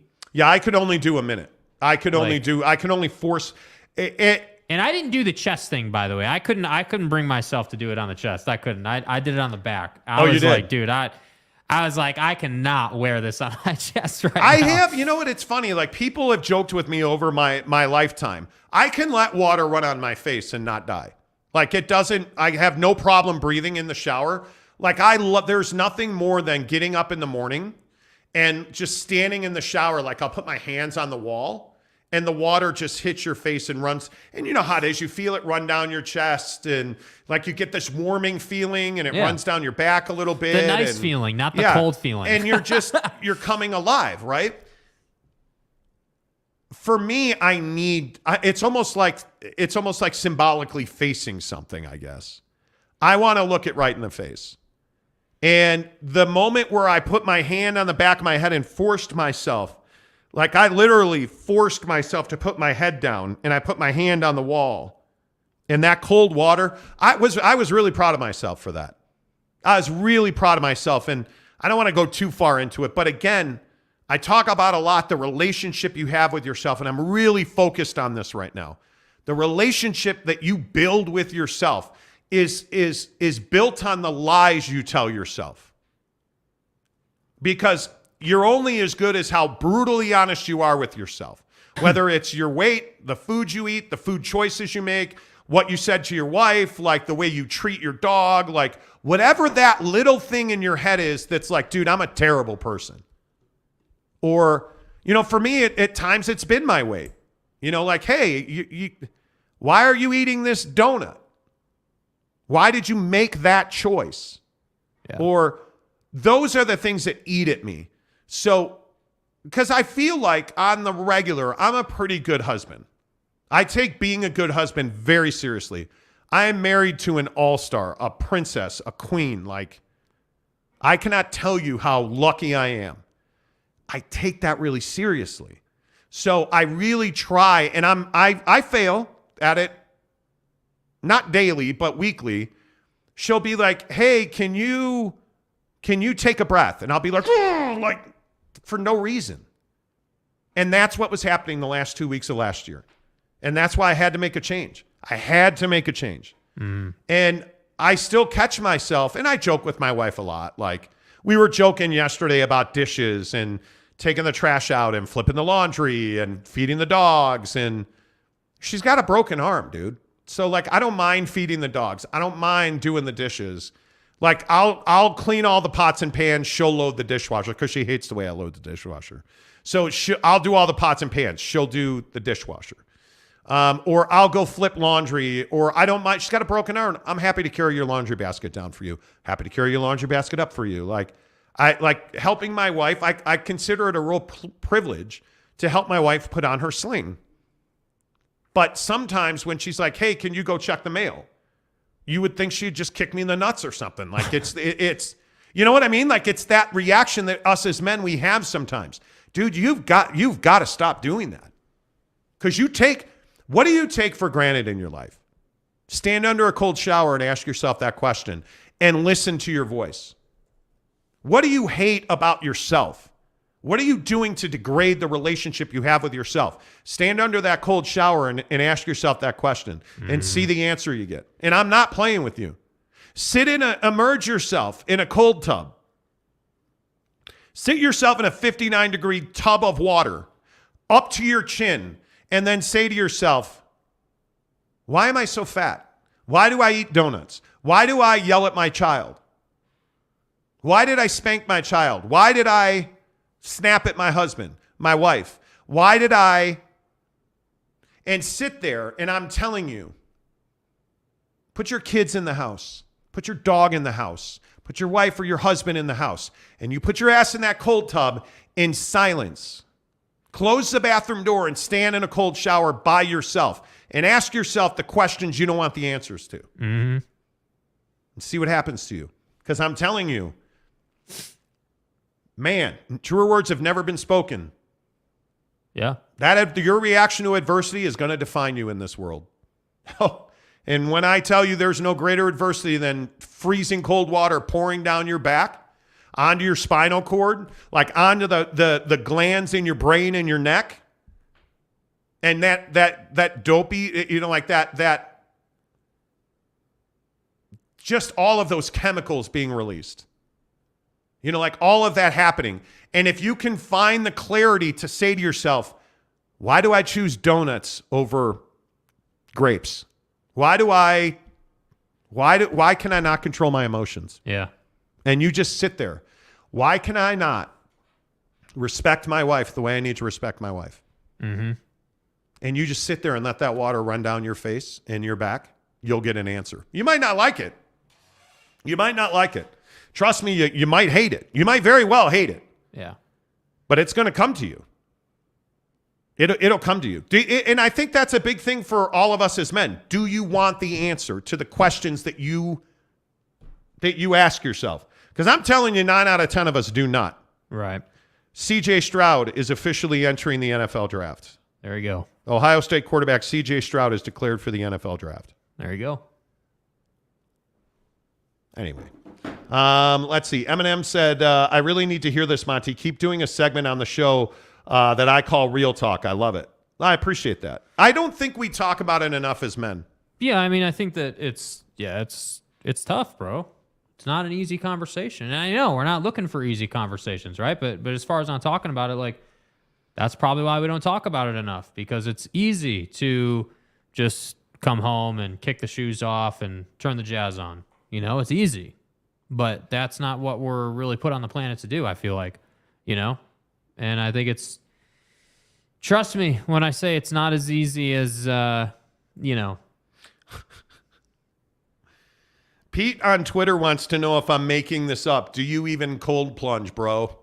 Exactly. Why can't you just accept what we talk about as like what?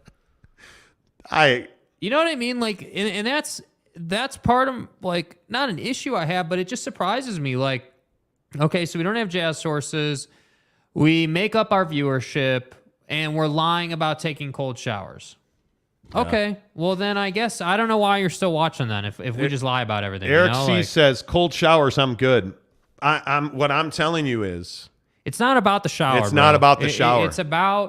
It's about getting you out of your routine and your comfort and challenging yourself with something and seeing what that something can do. Because it's not about just once, right? Like that's the other dynamic here. It's hard. Like it was hard for me. I did it this morning. And admittedly, I didn't do it to the level that I did it last night. Last night, I was like, all right, I'm just going to send this thing and let's see what happens. And I did. And this morning, I did about 30 seconds. And I did it as cold as I could. And that was what I was able to last. But you guys, it's 11 minutes a week. Yeah. It's 11 minutes a week to be the person that you want to be. Because I think it's that transformative. And, the other thing Huberman talks about a lot is sunlight first thing in the morning. And I can't do that because I get up at 3:50 and it's pitch black outside. Yeah. But he talks about exposing yourself to light. So these lights, like I have very bright daylight. It's called daylight. It's white light in my bathroom. And it does make a difference. If you turn on that white light, it automatically gets your and he talks about dopamine release. That dopamine going, that cortisol going. Yeah. And one of the things we've talked about seriously is switching from mornings to afternoon on this show because, frankly, it's not good for our health to get up at 3:50 in the morning. No. It's not. It's not. And so one of the things we've talked about doing that, now I'm not ready to do that now, but if one day we tell you we're doing that, don't be surprised. Because I think you do need to get up. Like I'd get up at 5 a.m. The first thing I would do is get in a cold shower and then I would go work out. Yeah. And then I would go on about my day. But it is not healthy to get up. Amber Spencer. Hello, Amber. Went to the game with Amber the other night. Good to see you. Chris Hemsworth just did a whole episode on cold therapy. It's fascinating. The show is called Limitless. Ooh, I'll have to check that out. But you guys, I know you think I'm crazy on this. All I'm asking you is, right now, pick up your phone and send a text to somebody you care about. And tell them, hey, I care about you. I'm thinking about you. Hey, Mom, I'm thinking about you. Hey, Dad, I'm thinking about you. All I'm asking you with this cold plunge thing is try it one time. And just do 30 seconds. You don't need to do 5 minutes. Take a nice warm shower. The last 30 seconds of that shower. Turn that water to as cold as you can make it. And stick your face in that water for 30 seconds. That's all I'm asking you to do. Don't do 29 seconds. Don't do 31 seconds. 30 seconds. That's it. Not 5 minutes, 30 seconds. Are you telling me that you're not willing to try something one time for 30 seconds to change your life? Answer that question. One time, 30 seconds to change your life, to be a better person, to be a better man, to have some accountability with yourself, to make a better relationship with yourself. You're telling me you won't give 30 seconds one time tonight. Before you go to bed, take a shower so you don't smell like a dirtbag. And then the last 30 seconds of that shower, do it cold water. And if you really got balls, do it first thing in the morning. Yeah. You won't do that? That's a problem. If you won't do that, hey, man. Teddy Wayman says, cold plunges are legit. It changed the way I perceive myself. Yeah. And Teddy gave me a little hubris last night to go and do it. Because I didn't love the idea of doing it. Now I do.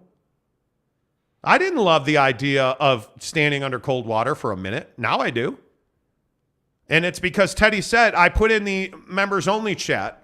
And by the way, you should consider clicking the join button like so many of our friends have done. And I appreciate that. Because you get access. The reason you want to do it is the members only chat on Instagram. It's phenomenal. But I put in there, hey, has anybody gotten into cold plunging? And Teddy piped right up and said yes. And I love it. Yeah. And that right there was enough to go upstairs at 8 o'clock and take a warm shower. And that's the way you need to do it. Take your normal, I'm a hot shower guy. Yeah. Love it. My wife hates it. I love a hot shower. I'm not telling you it's going to be easy, but sometimes in life, the best things are not easy. Yeah. But you know you need to do it. NY Monty fan says, love you, Monty, but don't need a visual. Well, you know. Yeah, it is what it is. You know, we sometimes because life is so fast that we don't take time to think about ourselves and improve what we're doing. Because we are satisfied with the status quo, we should always strive to get better. The status quo is deadly in this world. Look down at your stomach, man. How healthy are you? When's the last time you went to the dentist? When's the last time you went to the doctor and got a physical? You know one of the battles I have every day now? Using my stupid water pick. I have a water flosser sitting on my sink. I used to use that thing religiously every single day. I might use it twice a week now. Yeah. And it pisses me off because I need to do it every night. Every night before I go to bed, I was in a routine of brush my teeth, water floss, go to bed. Wake up, brush my teeth, do whatever. I can't get the water flossing part of that back into the equation. And I need to do it. Yeah. I need to do it. It's better. It's little stuff like that. When's the last time you asked yourself, hey, am I healthy? Can I, like every day we walk up the stairs at Maverick Center, I almost die when I get to the top. And Jake jokes with me, oh, it's going to get easier tomorrow. Never gets easier. Just got to go one day at a time. But it shouldn't be that difficult. It shouldn't be that difficult. Anyway, a couple more because then we got to go. Jansen says, cold plunges after a workout is the best thing in the world. Here's the problem, though. Cold plunging after a workout is not necessarily great for your workout because your body needs the reaction. And I've put probably too much time into this. I'm no expert. What does a cold plunge do for you? It stresses your system so it triggers a reaction. What does working out do for you? It stresses your system to create a reaction that's very different than the cold plunge reaction. What you don't want to do is stop what's called hypertrophy, essentially muscle growth. And if you get into a cold plunge after you lift, you will stop muscle growth. It's science. You don't want to do that. What you want to do, ideally, if the world was right, you would cold plunge first thing in the morning. You would get up. What you would do is you would face your tub, your cold tub, whatever that might be, right at the sunrise. Right at the sunrise. And you would get in that tub, whatever time you get up. If you're a 5 a.m. person, get up at 4:45, get in that cold tub, watch the sunrise. Because you want that sunlight on your face first thing in the morning. It creates a chemical reaction. Get in the cold plunge. It creates a chemical reaction. Then get out and then go work out. And you know what they say? If you cold plunge and then go lift and work out, you will see significantly better results. And the funny thing is, the bodybuilder guy that just won, Chris Bumstead talks about this. That his workouts Joe Rogan talks about this. Joe Rogan claims that he is a guy who stopped getting in the sauna and then going into the cold. Now he just cold tubs in the morning. And he says he has trimmed up significantly and that his workouts are incredibly, incredibly more productive because he cold plunges first thing in the morning. Yeah. Yeah. I wish I could do that.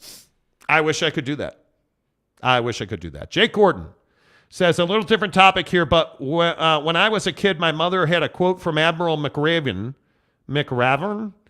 in our rooms, and it basically said, if you want to change the world or yourself, start by making your bed. Yeah. I know, you're right. You tell me to make my bed. I tell him this all the time. Because it's not making your bed. It's not taking your vitamins. It's not folding your laundry. Folding your laundry is another great example of this. Fold your laundry. Don't let it sit in a basket. Don't throw your clothes on the floor. Be disciplined. Be an adult. If you're 10 years old or if you're 50 years old, hear me on this. Be an adult and fold your laundry. Make your bed every day. Why do you do that? Because it teaches your brain to create habits. So when you get in a difficult conversation with your girlfriend, you're not going to shy away from it because you folded your laundry. When you need to make a good decision taking a job, you're not going to shy away from it because you folded your laundry. So you're not running away from the things that are, difficult. Hey, I don't want to make my bed because it's a pain in the ass. It's 30 seconds I'm not willing to give. But then what's going to happen in a pinch? Hey, I'm having a fight with my girlfriend. Are you going to curse her out and call her some terrible name? Or are you going to listen to her and then, think about the things she said and not snap? It's a big difference, dude. It's a big difference. We talk about this in relationships all the time. Are you staying in a relationship because it's easier than looking for a new girlfriend? Are you staying in a relationship that's bad for your health because it's easier than going and find somebody else? As a man, are you staying in a relationship because you don't want to give up the sex that you're getting, even though that relationship is detrimental to you?